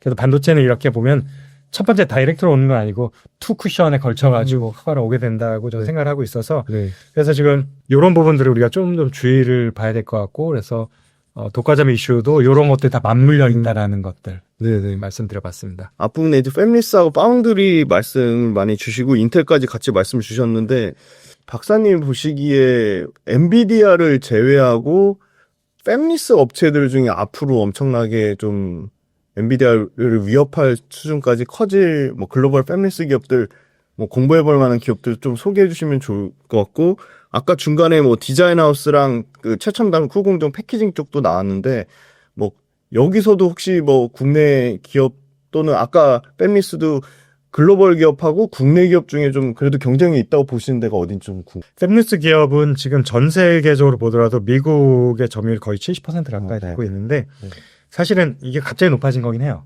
원래는 한 50% 정도 유지를 하고 있다가 엔비디아가 급격하게 네. 최근 2년 동안 커진 거잖아요. 네네네. 매출이. 네. 그러면서 엔비디아 효과 때문에 미국의 비중이 높아진 거예요. 아. 기업 리스트에서 수가 바뀐 건 아니고. 네네네. 그리고 사실은 이제 미국을 제외하면 이제 대만에 하나가 있고요. 미디어텍이라는 미디어텍, 네네. 하나 있고, 네. 그다음에 싱가포르의 브로드컴이 하나 있고요. 네네. 이제 보통 이것도 많은 분들이 심지어는 미국 대통령조차도 브로드컴을 미국 기업으로 착각을 하고 있는 싱가포르 기업이네요. 싱가포르 기업이고요. 아. 그래서 보시면은 네. 이제 서학개미들은 아실 거에 보면은 기업명이 있고 보면은 한 네 글자 다섯 글자 정도 뭐 그 코드명 있잖아요. 네, 있죠. 거기 보면은 네. 브로드컴 잘 보시면 아바고라고 돼 있어요. 아바고가 싱가포르 기업이고 싱가포르, 네. 그다음에 현재 브로드컴의 CEO가 누구냐? 아바고 CEO예요. 합쳐서 그냥 통합 CEO가 된 거고. 네네. 그래서 이 부분은 좀 잘 모르시는 분이 많이 있어서 그런- 말씀드리면은 왜 근데 미국 기업으로 알고 있느냐? 네. 그러니까 아바고가 2015년도에 미국의 기업인 브로드컴을 인수를 하는데 네. 미국의 대표적인 패밀리스 기업을 인수를 중앙권 기업이 하는 거잖아요. 네네네. 반대가 엄청 심했어요. 그렇겠죠. 네. 그래서 이거 정치권에서도 허락할 수 없다. 네네네. 그러니까 지금 약간 US 스틸 일본에서 네네네. 인수 못한 것과 비슷한 상황이 되니까 그래서 지금 미국에 내미는 카드가 두 개가 뉴욕에도 본사를 두고 싱가포르 본사를 듀얼 헤드쿼터 체제를 하겠다. 네. 그다음에 미국 증시에 뉴욕 증시에 상장돼 있는 브로드컴 그대로 유지하겠다. 아. 그 이름 그거 그대로 유지하겠다. 우리 보통 우회 상장할 때 그런 식으로 많이 네네. 쓰잖아요. 맞아요. 네. 그렇게 된 거예요. 그래서 그냥 쉽게 자기로 상장도 할 수 있고 그거 유지하니까. 그러다 보니까 본사 미국에 있지 원래 있던 브로드컴이 그대로 브로드컴 이름을 쓰면서 낯선에 상장돼 있으니까 네네. 미국 기업인 걸로 착각을 하는 거예요. 착각한 거네요. 네. 근데 경영진 뭐 CEO 다 네네. 보고 네. 그다음에 코드 보면 다 아바고거든요. 네네. 그래서 어쨌든 범중화권 기업들이 사실은 미국을 제외하면 거의 대부분 남을 차지하고 있는 상황. 이어서 결국에는 근데 엔비디아는 제가 볼 때는 약간 저런 거죠. 네. 그 벼락부자 느낌? 네. 왜냐하면 AI 칩을 제외하면은 갖고 있는 제품군이라는 게 그거밖에 없어요. 네. 지포스 네네. 지포스. 네. 딱 두 개였는데 그나마 메인이 지포스였었잖아요. 네네네. 근데 그거 이제 AI 커지면서 매출 비중이 10% 밑으로 쭉 떨어져 버렸어요. 네네. 지금은 결국에 엔비디아 먹을 살리는 건 오로지 네. AI 칩. 네네. 만약에 AI 칩 시장이 성장률이 300% 100%였었는데 20%로 뚝 떨어지게 되면 급브레이크가 걸리게 되면 네네. 휘청할 수밖에 없는. 네. 그래서 사실 엔비디아는 제가 볼 때는 좀 위태위태한 고개를 하고 있는 회사라고 생각이 드는데 네네. 오히려 이제 퀄컴이나 브로드컴이나 미디어텍 같은 경우는 오랫동안 탄탄한 영업 네네. 기반을 갖고 있고 네네. 통신칩 위주이긴 하지만 네네. 좀 그래도 다양한 제품들을 쪼개며 가지고 있는 기업들이라서 약간 엔비디아는 현재 절대 강자이긴 하지만 약간 벼락부자 느낌이어서 이게 정말 5년 10년 후에도 유지할지는 잘 모르겠다라는 게 솔직한 저의 심정. 그래서 나머지 언급한 이런 중화권 기업 두 개와 네. 미국의 다른 기업들이 오히려 제가 투자자라면은 멀리 투자를 한다면 좀 더 관심을 가질 것 같습니다. 이 휴대폰 쪽은 퀄컴이 뭐 거의 절대적이잖아요. 퀄컴이 네. 가장 크죠. 가장 크잖아요. 근데 퀄컴보다는 그래도 브로드컴이 더 성장성이 있다고 보시는 건가요? 성장성 부분은 네. 지금 잘 모르겠습니다. 사실은 현재 매출 순위로 보면 퀄컴이 더 위에 있을 네, 더 거고요. 나잖아요. 네네. 근데 브로드컴 같은 경우 지금 뭐 제가 지금 이게 뭐냐면 저 장점이 하나가 있어요. 네. 미국 기업이랑 싱가포르 기업이라는 장점. 이 이 얘기는 중국 기업들이 굉장히 적대감이 적다라는 거예요. 네네네. 퀄컴에 비해 네. 상대적으로. 그렇겠네요.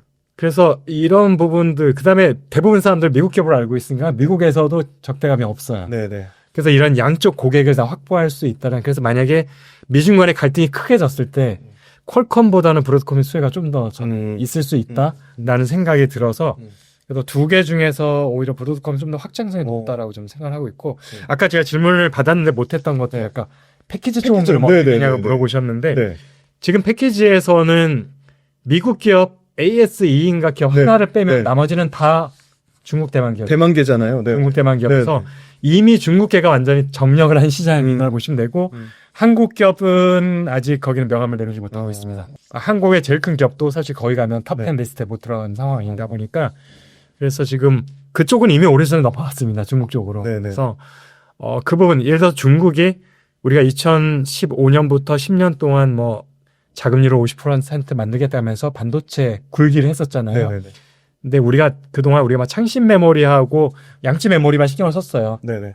최근에 들어서 SMIC 신경 쓰기 시작했죠. 네네. 사람들이. 네. 근데 사실은 중국에서 그 또한 돈을 퍼부은 것들이 정말 칩 만드는 회사에 만든 게 아니다라는 거예요. 보면은 장비 소재 국산화율이 굉장히 높아져 있고요. 네네. 한국과 비슷한 수준의 국산화율이 소재 50%, 장비 20% 정도까지 올라갔고 지금 최근에 EUV 장비 국산화율을 타겟팅해서 하고 있어요. ASML에서 못 사니까 네네네. 직접 만들어 버리시라는 생각. 근데 중국이 전반적으로 슈퍼컴퓨터, 광학, 그다음에 항공 우주 관련된 기술이 좋은 나라잖아요. 네네. 그러니까 사실은 맘먹으면 저는 EUV 장비 만들고 ASML의 독점이 깨질 가능성도 있다고 보이는데 언제인지는 모르겠다라는 거. 그렇게 쉬우면 벌써 했겠죠. 캐논이나 니콘 같은 네네. 일본 기업들이 네. 쉽지는 않다라지만 일본보다 중국이 더 잘할 수도 있다라는 게 정부의 지원을 본격적으로 받으면서 그다음에 기다리는 고객들이 있으니까 네네. 고객사에서 내가 테스트 해줄게 하면은 개발이 빠르거든요. 나 혼자 연구소에서 실험하면서 하는 거랑 네네. 고객의 라인에서 테스트하는 거랑 차원이 달라요. 네네. 그래서 정부 차원과 그다음에 중국에 있는 로컬 기업들의 그런 고객 잠재적인 고객의 테스트 지원을 받으면 훨씬 개발 기간을 단축할 수 있는 효과가 있다는 거. 제가 이런 면에서 전체적인 생태계가 좀 빠르게 높아지고 있는 면에서 패키지는 이미 거기는 완전 자급자족을 대만으로 이뤄낸 넘어가- 분야라서 네네네. 아까 악령을 뱉고 나중에 속상하니까. 네. 알겠습니다.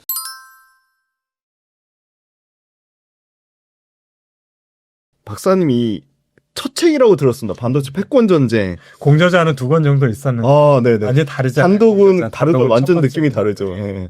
이 반도체 패권 전쟁을 통해서 이 반도체 투자하시는 분 또는 반도체를 앞으로 투자하고 싶으신 분한테 꼭 전하고 싶었던 메시지가 있으실 것 같아요. 이 책에 대한 설명 좀 부탁드리겠어요. 일단 앞부분에는 제가 총 6개의 챕터로 구분을 했었는데 네. 사실 패권 전쟁이라는 게 갑자기 생긴 이슈가 아니다라는 걸 설명하고 싶어서 네.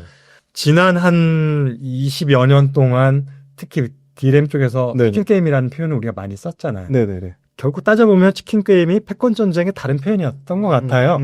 그러면서 많은 기업들이 역사의 뒤안길로 사라지고 국가 차원에서도 반도체에서 완전 손을 떼버리는 기업들이 생겨버리고 네네. 부패되고 이런 역사들을 좀 다뤄봤습니다. 네. 그래서 지금 살아남은 기업들이 과거에 어떤 기업들이 합쳐서 만들어진 건지 그래서 이렇게 공장들이 네네. 이렇게 다양하게 여기저기 있다라는 거 네. 그러다 보니까 좋은 점도 있지만 또 약점들도 있다라는 거 이런 것들을 좀 다루면서 앞부분 했고 그 다음에 우리가 아까도 에이직하면서 네네네. 뭔가 기본적인 용어고 그다음에 파운더에 관해서도 많은 분들이 좀 잘못 이해하시는 맞아요. 분들 네네.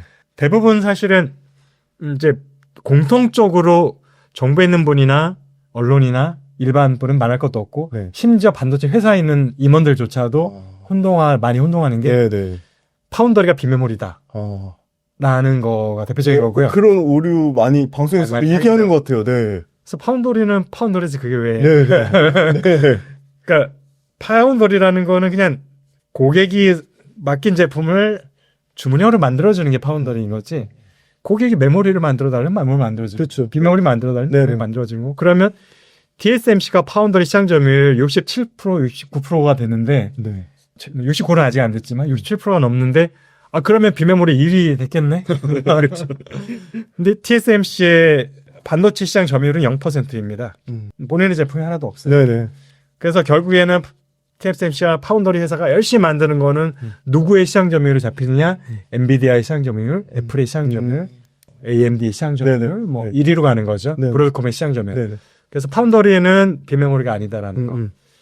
그래서 그는 파운더리를 비메모리를 잘하기 위해서 파운더리 했다라는 거는 전혀 설득력이 없는 표현인 거고. 그래서 비메모리를 하고 싶다면은 이제들 이해하셨죠? 뭘 해야 되는지 설계를 잘해야 되는지. 네네네. 그래서 설계 쪽의 인력을 굉장히 좀 우수한 인력들을 영입했어야 되고 네네. 설계 쪽에 잘하는 회사들을 M&A를 했어야 되고 네네. 그쪽에 엄청난 투자를 했어야지 네네. 비메모리를 잘할 수 있고 네네. 비메모리 시장 점유율이 높아지는 거다. 파운더리는 아니다. 이 부분이 굉장히 많이 혼동이 되는 부분 같고 그 다음에 우리 보통 시스템 반도체라는 거. 맞아요. 네. 비메모리가 시스템 반도체이다라는 거. 여기까지만 이해를 드려드릴게요. 비메모리가 왜 시스템 반도체? 네네. 원래 비메모리 반도체라는 반도체는 존재를 하지 않습니다. 네네.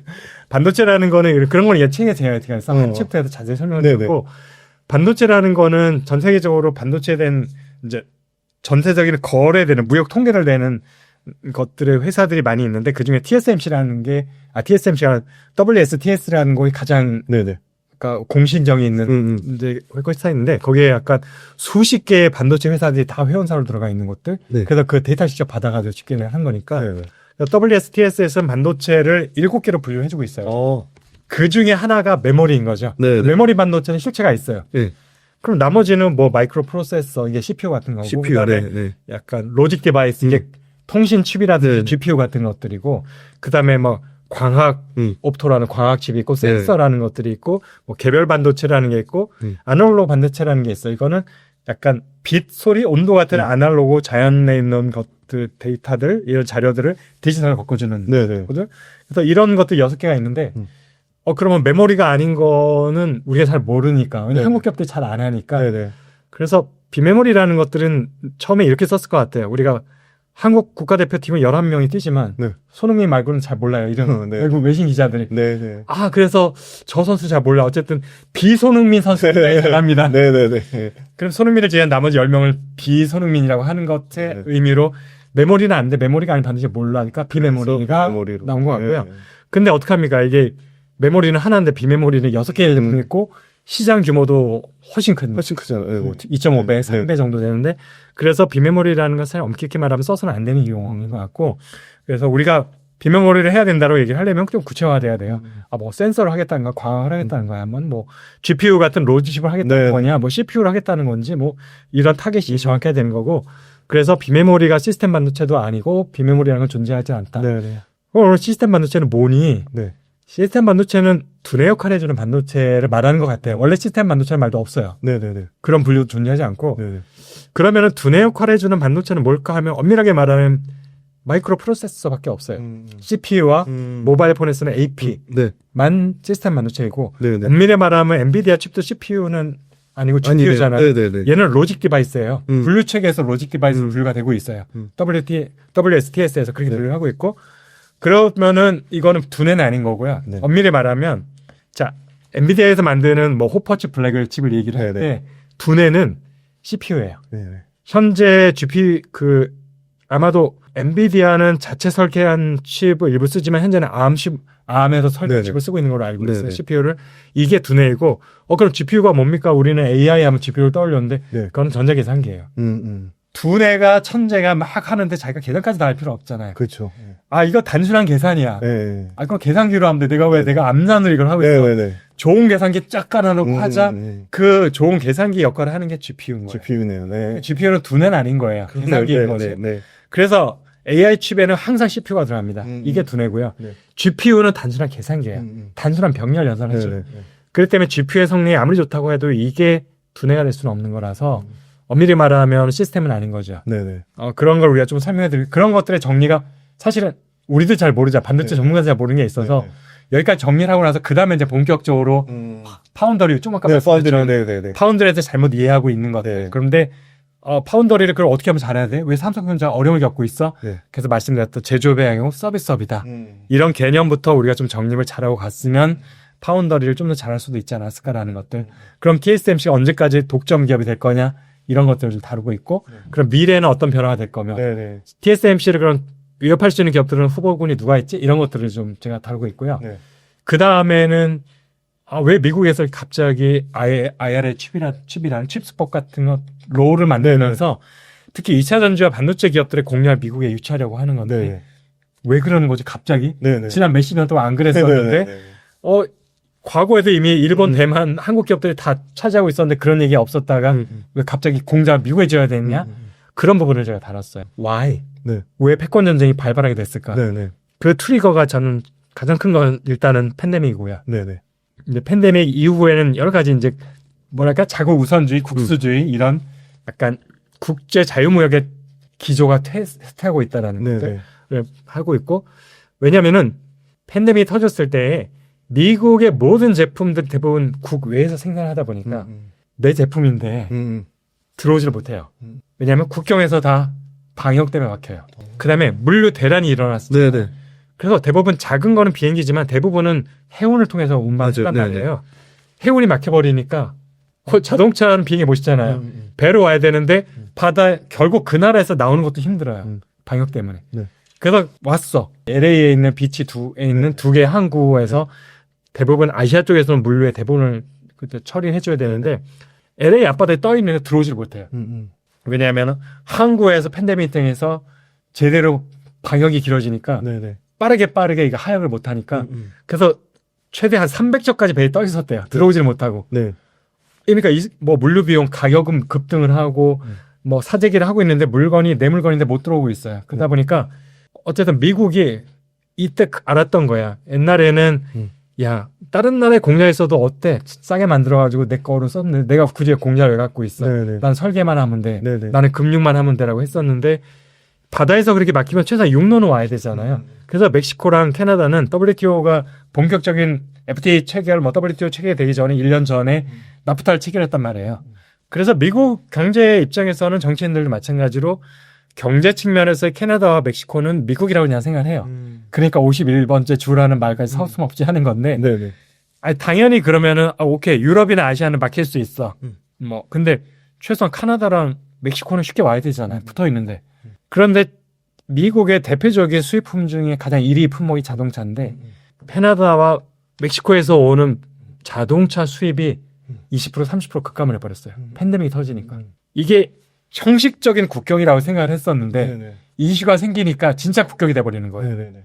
이걸 알아서 거리가 문제가 아니구나. 네네. 그래서 바이든도 마찬가지고 네네. 트럼프도 마찬가지고 공장 자체가 미국이라는 내셔널리티가 갖는 국경 안에 있지 않으면 영토 안에 있지 않으면 네네. 내 공장이 아니구나라는 것을 알게 됐고 모든 공장이 다 미국에 질 수는 없는데 그럼 가장 핵심 종목이 뭐냐 미래를 위해서 가장 핵심적인 건 결국 반도체 2차 전지. 그래서 이거는 돈을 줘서라도 왜냐하면 자국 기업들은 아직 없잖아요. 그걸 생산하는 기업들이. 그래서 엄청난 돈을 줘서라도 외국의 기업들을 공장을 미국에 짓게 해야 된다라는 게 바이든에서 시작이 됐던 거고요. 네.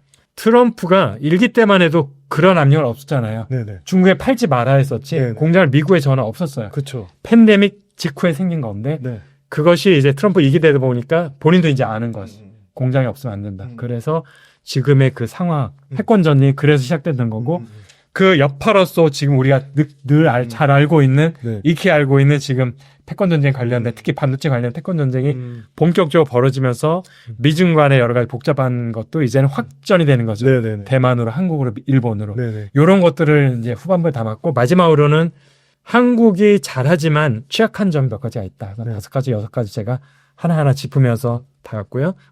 마지막 챕터에서는 이 취약점을 극복하고 10년 뒤라는 게 왜 등장을 했냐 하면 네. 이 책의 부제가 10년 후 한국 반도체는 살아남을 수 있을까요? 네네네. 근데 왜 10년일까 굳이? 네네. 이걸 이 책에 제가 설명을 했는데 우리가 메모리 의존도가 높잖아요. 네. 그래서 D램과 낸드의 전생의 주기 곡선을 그려봤어요. 왜냐하면 어느 산업이든지 마냥 성장을 못하거든요. 그렇죠. 네. 빠르게 성장하는 구간을 지나서 직선적으로 성장하다 점차 네. 느려지다가 쇠퇴하는 구간을 가는 네네. 막을 수가 없어요. 네네. 이 성장 곡선은 그래서 결국에는 D램과 낸드의 성장 곡선을 그려보자. 네. 아무도 그려본 사람이 없으니까 항상 보면은 1년 단위로 올해의 빗그로스가 몇 프로까지는 얘기를 하죠. 네, 맞아요. 네. 30년, 40년에 걸쳐서 성장사를 그려봐야 알거든요. 그걸 제가 그리기 시작한 게 몇 년 됐어요. 계속 점을 찍으면서 그려서 보니까 확실하게 지금 어느 위치에 있는지를 알게 됐어요. 우리가 보통 첫 번째 변곡점은 우리가 테이크오프라고 하는 네네. 이륙 시점. 그래서 처음에는 관심은 많지만 진짜 매출이 발생하지 않는 네네. 시점 네. 굉장히 오라요. 네. 제일 길죠 여기가. 네네네. 하다가 진짜 빠르게 테이크오프하는 시점에 오는데 네네. 첫 번째 변곡점. 네. 그래서 첫 번째 변곡점을 지나면 해가 지서 점점 성장률이 가파르게 빨라지죠. 지수함수적으로 하다가 어느 정도 가다 보면 이제는 또 변곡점을 만나게 되면 여전히 성장을 잘하지만 이제는 1년 후에 성장률이 올해보다 조금 낮아지는 둔화되는 성장 구간을 네. 도달하게 됩니다. 이게 두 번째 변곡점. 네. 세 번째 변곡점은 그래도 좀 어느 정도 성장을 하다가 거의 성장이 이제 멈추는 플랫하는 네. 것이 오는데 여기가 세 번째 변곡점이 되는데 이제 여기서부터는 사실상 이제 성장을 더 이상 할 수 없는 거죠. 네. 여기서부터는 이제 제로성 게임이 돼야 되는 거라서 이 세 번째 세 번째 변곡점과 두 번째 변곡점 사이가 마지막으로 기업들이 성장할 수 있는 클 수 있는 네. 구간인데 지금 그 구간에 들어와 있고요. 그러면 그 치명적이라고 할 수 있는 세 번째 변곡점 더 이상 성장이 어려운 곳이 네. 몇 년이 남았느냐 10년 미만이다라는 것들을 제가 이제 그래프 분석과 여러 가지 데이터를 통해서 유출을 했어요. 그러니까 이게 구구단이 아니니까 정확하게 네네. 10년 뒤라고 알 수 그쵸. 없는 거거든요. 네네. 왜냐면 그래프를 통해서 유출하는 네네네. 거니까. 그래서 그게 제가 10년 미만이라는 건 결론을 내렸고 네.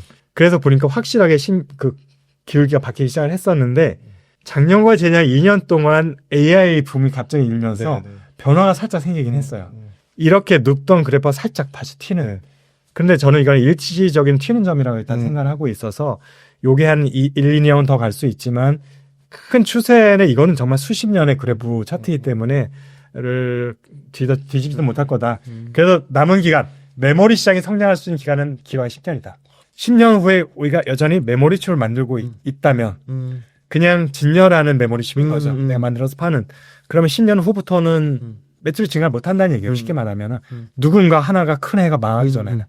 이렇게 되면 80년대 후만 90년대에 있었던 네네. 치킨 게임이 다시 그렇군요. 마지막에 상황이라 네. 그래서 그 10년이 되기 전에 아직은 10년 가까이 기간이 있으니 우리는 준비를 이렇게 해야 된다.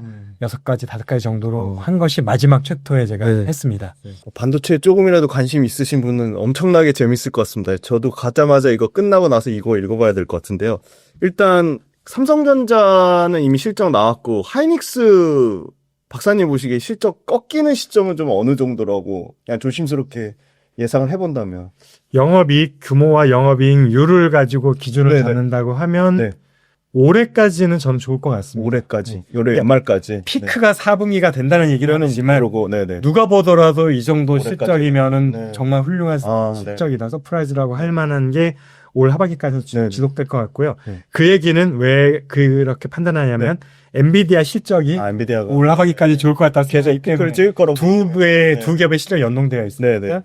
그런데 내년에 되면 이제 50% 확률로 의견이 갈릴 수밖에 없습니다. 이거는 이제 저도 고민이 돼서 50% 확률이 되는 뿐만 아니라 전문가 100명을 놓고 투표를 해도 5대5로 갈린다는 얘기예요. 네, 그래서 내년의 실적은 어떻게 될지 현재로서는 굉장히 불확실성이 크다라는 건데 이제 성장률이 낮아지는 거는 뭐 고민이 안 되고요. 누구나 이거는 공감하는 그렇겠죠. 건데 네네. 어느 정도로 낮아질 거냐 충격치가 있고 네. 그다음에 엔비디아 수요가 감소하는 거를 대체할 수 있는 우리 아까 나눴던 네네. 대체할 수 있는 고객이 과연 내년에는 네네. 본격으로 등장을 할 수 있느냐가 사실은 새로운 고객이 만들어지면은 고객 다변화가 되면서 사실 그렇죠. 네. 우리는 부품업체니까 어떻게 보면은 네네. 이 좋은 표현에서도 부품업체지만 나쁜 의미에서도 최종 제품이 아니니까 네. 우린 다른 고객을 또 확보하면 되니까요. 네네. 그런 면에서 내년에도 높은 성장세가 될 수 있을 가능성은 있지만 엔비디아를 대체할 수 있는 고객이 딱히 생기지 않았는데 왜냐하면 그 고객이 대체한 플레이가 나올 수 있는지 아닌지는 파운더리 산업하고 연관이 돼 있기 때문에 그래서 그거 여하에 따라서 급격하게 실적이 저하될 수도 있고요. 한국 기업들도. 그다음에 작년과 올해만큼의 성장세가 유지되기 힘들지만 그래도 HBM은 여전히 마진율이 높으니 영업이익률로 놓고 보면은 대체되는 효과 때문에 좀 좋은 수익이 나올 수 있을 것 같다라는 게 이제 나머지 절반의 확률로 보고 있습니다. 팹리스 기업 얘기 나오다가 제가 10년 만에 컴퓨터 바꾸는데 당연히 인텔 프로세서를 쓰려고 하니까 컴퓨터 업체들 언제 때 인텔이에요. AMD를 굉장히 추천을 강력하게 하더라고요. 네. 컴퓨터 실제 그 전자상가에 있는 친구들이 요새는 다 AMD 거 써요 하더라고요. 그래서 아까 새로운 위협 고객으로 제가 최근에 삼성전자 다니는 친구들한테 물어봐도 엔비디아 거 못 받으니까 AMD 물량을 삼성전자가 꽤 받는 걸로 알고 있거든요. 그래서 신규로 사실은 그 소위 말씀하신 뭐 엔비디아가 만약에 성장률이 급격히 둔화된다면 뭐 AMD나 아까 말씀 주신 브로드컴이 그 정도 성장을 못 해준다고 보시는지. 그래서 그 부분이 지금 네. 파운더리 바틀렉이 연동되어 있다 보니까 네. 그러니까 지금 자 AMD도 TSMC 고객이에요. 네. 결국에는 네네네. 그다음에 퀄컴도 마찬가지예요. 네네네. 그러니까 모든 AI 칩을 누가 만들든지 다 TSMC 고객이에요. 네네. 그러니까 TSMC의 캐파는 한정돼 있다는 거죠. 네네. 얘의 캐파가 갑자기 1년 뒤에 2배가 될 수는 없거든요. 투자를 하겠다고 했지만 네네.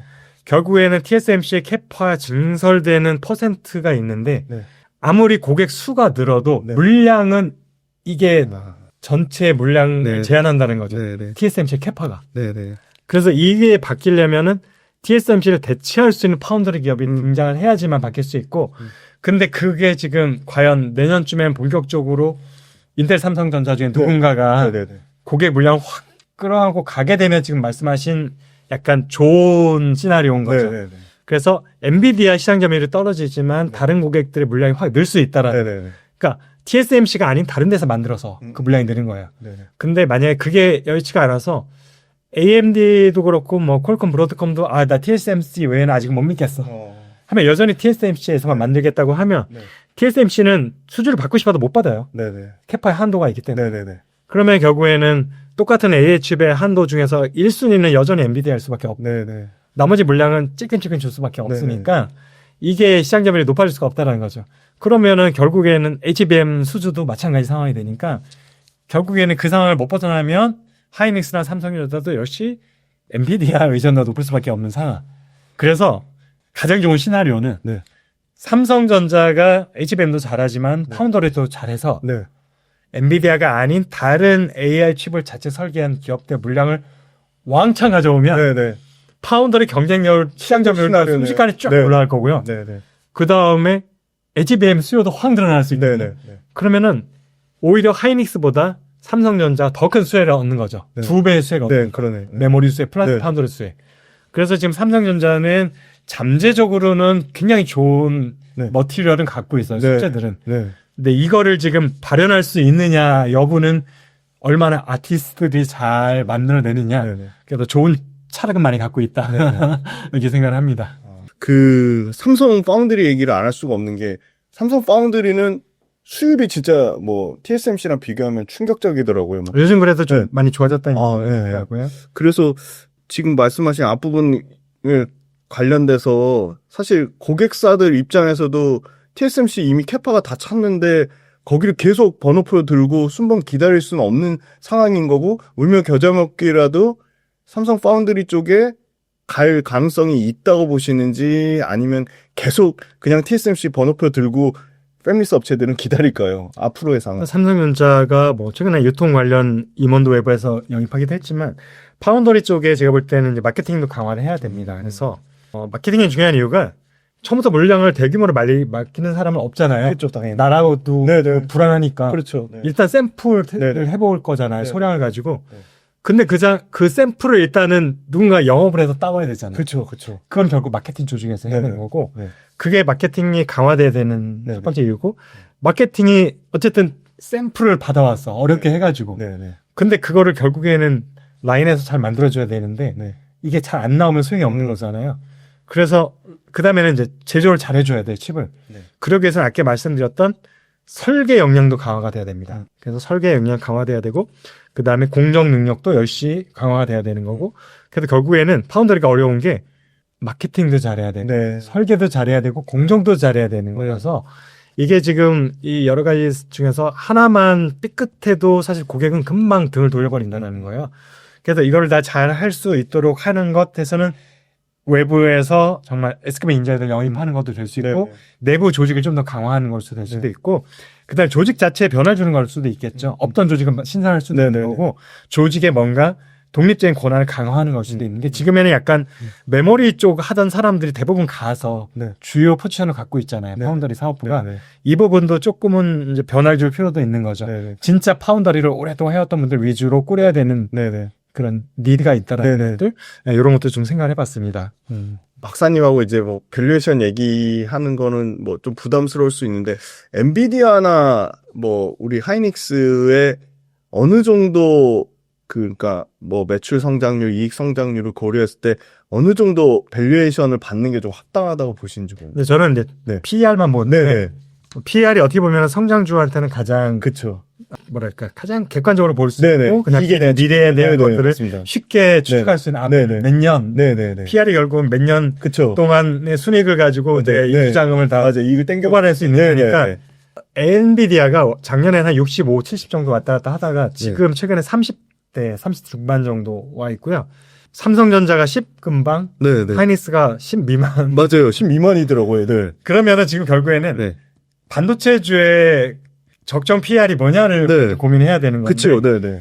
자, 나스닥과 한국 코스피는 일단 눈높이가 다르다는 걸 인식을 해야 되는 게 그러니까 코스피 디스카운트가 있잖아요. 그래서 그거는 우리는 뭐 억울하지만 인정을 해야 되는데 왜냐하면 외국 투자자들이 다 그렇게 다들 생각을 하니까 그럼 그게 이제 기준이 돼버리는 거여서 미국 제가 볼 때 미국 IT 그러니까 설계 기업이든 공정 기업이든 적정 PR은 30에서 40 사이 정도로 보고 있고요.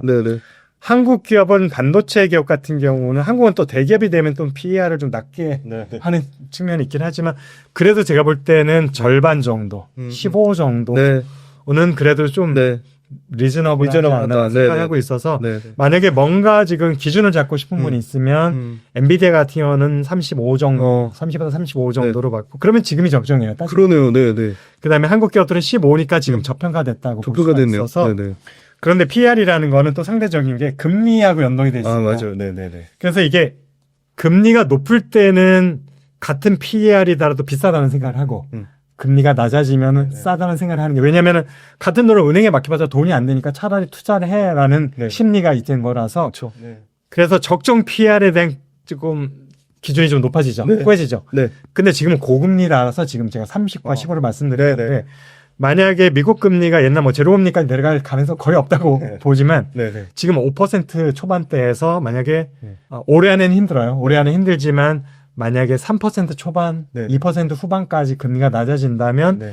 30이 아니라 아마 45 정도 되더라도 네, 네. 특히 IT 기업들에 대해서는 그렇게 높다고 생각 안 할 거예요. 월가의 투자자들은. 네. 그래서 만약에 미국의 적정 PR에 대한 기대치가 높아지면 한국 기업은 똑같이 절반이라고 할 수는 없지만 네. 우리도 조금은 상향돼요. 같이 올라가겠네요. 네, 네. 근데 얼만큼 디스카스 될지는 사실은 또 우리나라의 전반적인 그렇죠. 상황도 국가의 경제 네. 상황하고도 연관이 돼 있고 네, 네. 불확실성, 환율도 굉장히 중요하잖아요. 네, 네. 왜냐하면 외국 투자 자금이 들어와야 되는데 맞아요. 이게 지금 원화 가치가 내려갈 거냐 네. 올라갈 거냐에 대한 기대치에 따라서 달라지잖아요. 네. 그래서 우리는 좀 마크로에 대한 것들도 좀 같이 봐야 됩니다.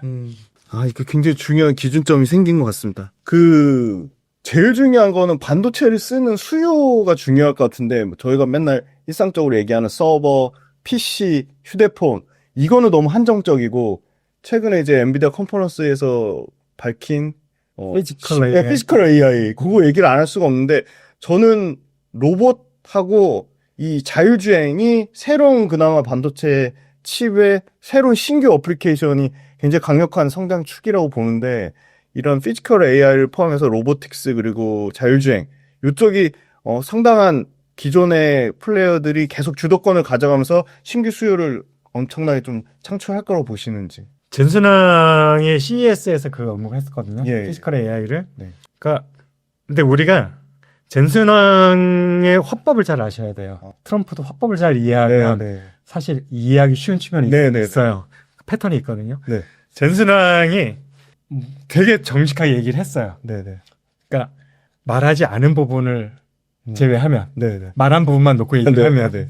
자, 그 부분을 제가 짚어드릴게요. 네네. 말한 부분 중에서 네. 맞는 말을 했다라고 얘기하는 거는 앞으로 지금의 AI는 거의 100% 컴퓨팅 섹터에서 발생을 하고 있고 컴퓨팅 섹터라는 게 지금 말하고 있는 이제 연산 네네. 여러 가지 서비스라는 네네. AI 관련된 것들이고 이것이 마냥 성장할 수는 없다라고 얘기를 했어요. 네. 그 다음에 지금 그 직전에 무슨 얘기가 있었냐면 딥시크가 등장을 하면서 이제 좀 저가 제품에 대한 수요가 생길 수밖에 없다. 그러면서 네. 본인들도 이제 가격이 하향되면서 마진율이 축소되는 네. 거는 피할 수 없다고 생각한다. 이건 당연한 거다. 네. 이러면서 AI 시장이 성장을 한다. 네네. 여기까지도 다 맞는 말. 100점짜리 답안. 그 다음에 컴퓨팅에 의존해서만 계속 갈 수는 없기 때문에 네네. 뭔가 그 다음 버튼을 받을 주자가 필요한데 그 다음 주자로 생각하는 게 자율주행 자동차랑 로봇이다. 거기까지 100점짜리 답.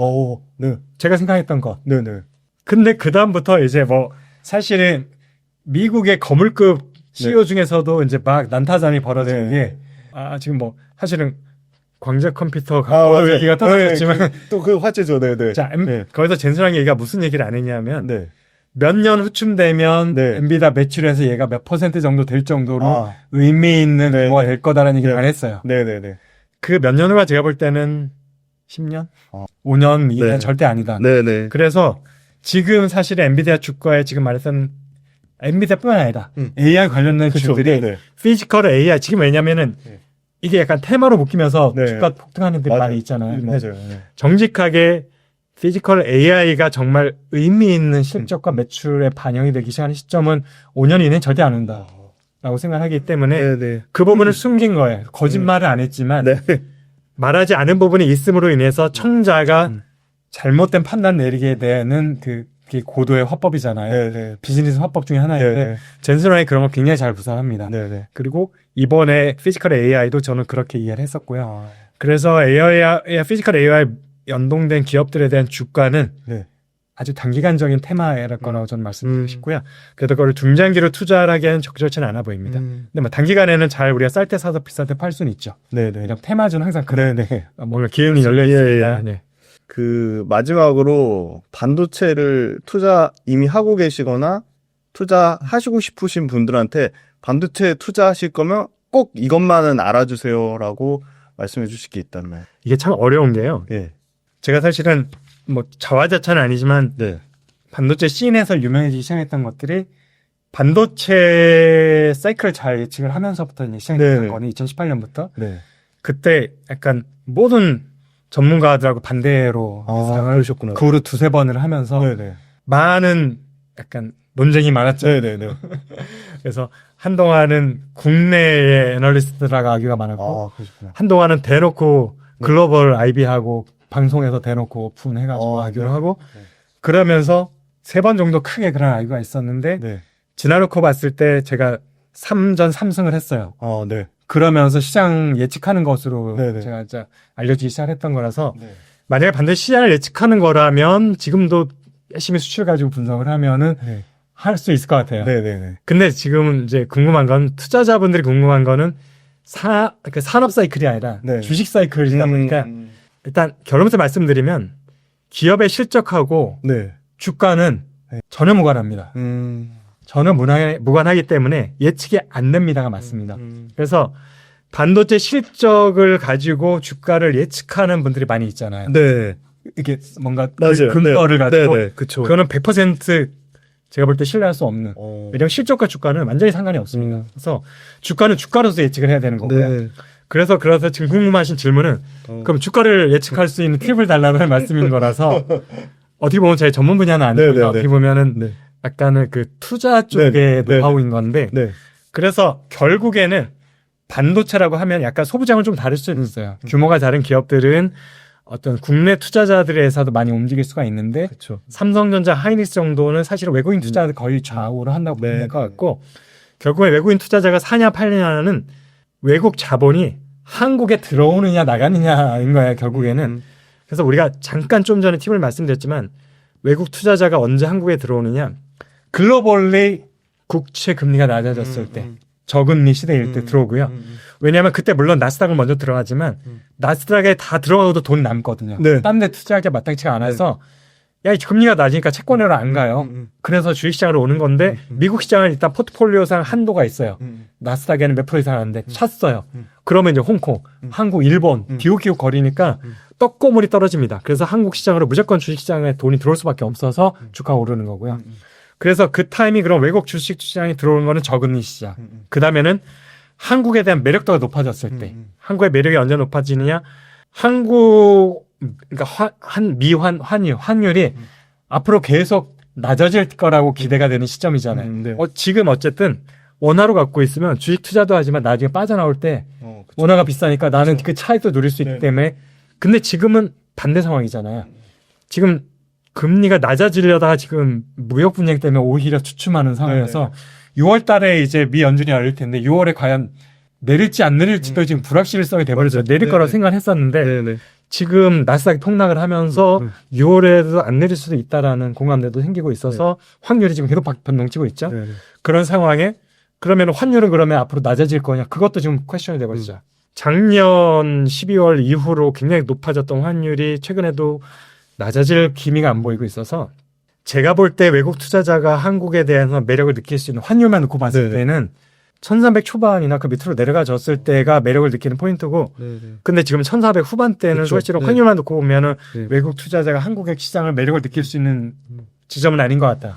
그래서 결국에는 환율하고 금리를 가지고 아마도 자금을 움직일 거라 생각이 돼요. 그 다음에가 이 기업의 실적이 네. 높아질 거면 네.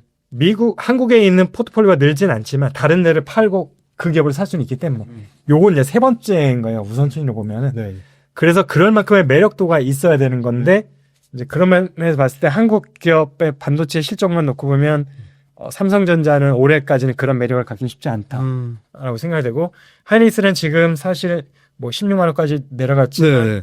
PER이 12 미만이라는 얘기는 제가 적정으로 했을 때 현재 나스닥이 30이면 한국은 그래도 한 15 정도가 적정을 했을 때 분명히 저평가 여론이라서 네네. 지금 사서 PER 15일 때 파는 전략.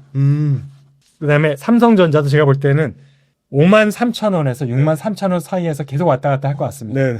그래서 굉장히 직접적으로. 7만 원, 8만 원을 기대하면서 사놓고 마냥 기다리는 네. 것보다는 네네네. 제가 볼 때 5만 3천 원에 팔아서 6만 3천 원에 팔면은 수익률이 15%는 나오거든요. 그렇죠. 그러니까 한 번에 50% 수익률을 기대하지 말고 기대하지 말고. 네. 5만 3천 원, 6만 3천 원 사이 변동은 제가 볼 때 올해 안에도 4-5번에 있을 것 같아요. 네네. 15%씩 5번 하면 누적이 돼버리니까 그러네요. 거의 100%가 네네. 훨씬 안전하고 좋은 수익률을 예상할 네. 수 있어서 그래서 만약에 하이닉스나 삼성전자 투자를 원하시는 분은 그 전략을 제가 기업별로 제가 다르게 말씀드렸으니까 하나는 PER 가지고 왔다 갔다 하나는 네. 금액을 가지고 왔다 갔다 해서 네. 자주 사고 자주 파는 전략이죠. 오히려 매매를 좀 하는 게. 불확실성이 너무 크니까. 네네네. 그 국내 말고 아니 정말 마지막 질문인데 그냥 전체 그냥 반도체 산업이 앞으로 커질 거니까 그냥 반도체 산업의 중장기 성장성을 보고 그냥 그 필라델피아 뭐 반도체 지수에 투자하는 ETF 있잖아요. 그러니까 ETF를 내 월급의 일정 부분을 조금씩 사서 모으거나 뭐 내가 갖고 있는 여유 자금을 굉장히 분할로 많이 쪼개서 이렇게 매크로 이슈 때문에 지수가 폭락할 때마다 반도체 ETF 이게 소재가 갈지 부품이 갈지 패밀리스가 갈지 나는 뭐 파운드리 갈지 모르겠어. 그냥 반도체 산업은 성장할 것 같아서 반도체 산업을 그냥 중장기적으로 ETF로 모아가는 특히 미국 반도체에 포커스된 글로벌 반도체에 포커스된 정말 필라델피아 네. 지수 추종하는 추종하는 어떻게 보세요? 아 근데 반도체 필라델피아 지수도 네. 우리 보통 원자재 사이클 가끔 보시잖아요. 네네네. 처럼 흔들리거든요. 아, 많이 흔들리죠. 많이 흔들리고 네. 이게 올라갔다 내려갔다 하더라도 항상 우상향이면 그래도 중장기 투자할 수 있는데 네네. 그렇지도 않잖아요. 음. 그래서 반도체는 중장기 투자락에 적합치는 않다라는 걸 먼저 말씀드려요. 네네. 그러면 지금 아예 그냥 글로벌리 시장까지도 고려하면서 지금 투자를 하는 네네. 전략을 물어보셨으니까 네. 미국이 중국을 엄청 많이 때리면서 오히려 그 주가가 어디가 오르는지 아세요? 항생테크 엄청 올랐다. 항생이 오르잖아요. 항생 엄청 올랐다. 왜냐하면 대부분의 중국 테크 기업들이 홍콩 증시에 있어요. 맞아. 네. 물론 중국 B 시장에도 있지만 그보다 사실은 메인은 홍콩 쪽에 네. 많이 있고 그래서 이 얘기를 뭘 얘기하면 반도체 시장 이제 불확실한 몇 년 동안 최소한 그렇죠. 트럼프 임기 동안은 네네. 크다. 네. 미국 기업들의 실적도 리스크가 크다. 네.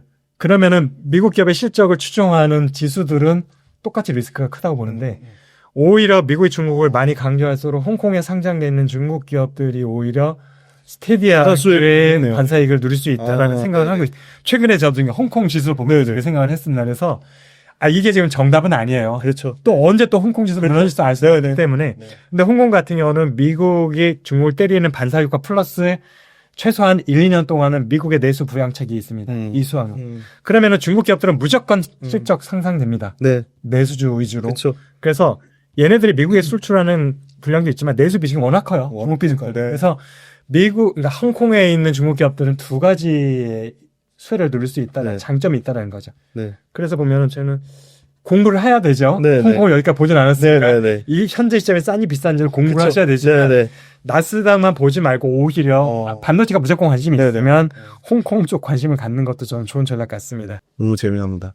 네, 이렇게 해서 반도체와 또 투자에 관련된 전략까지 다양한 인사이트 나눠주신 이주환 박사님께 진심으로 감사드립니다. 감사합니다. 네. 다음에 또 반도체 어떤 산업에 또 큰 변곡점이 생기면 또 모시고 고견 듣도록 하겠습니다. 감사합니다.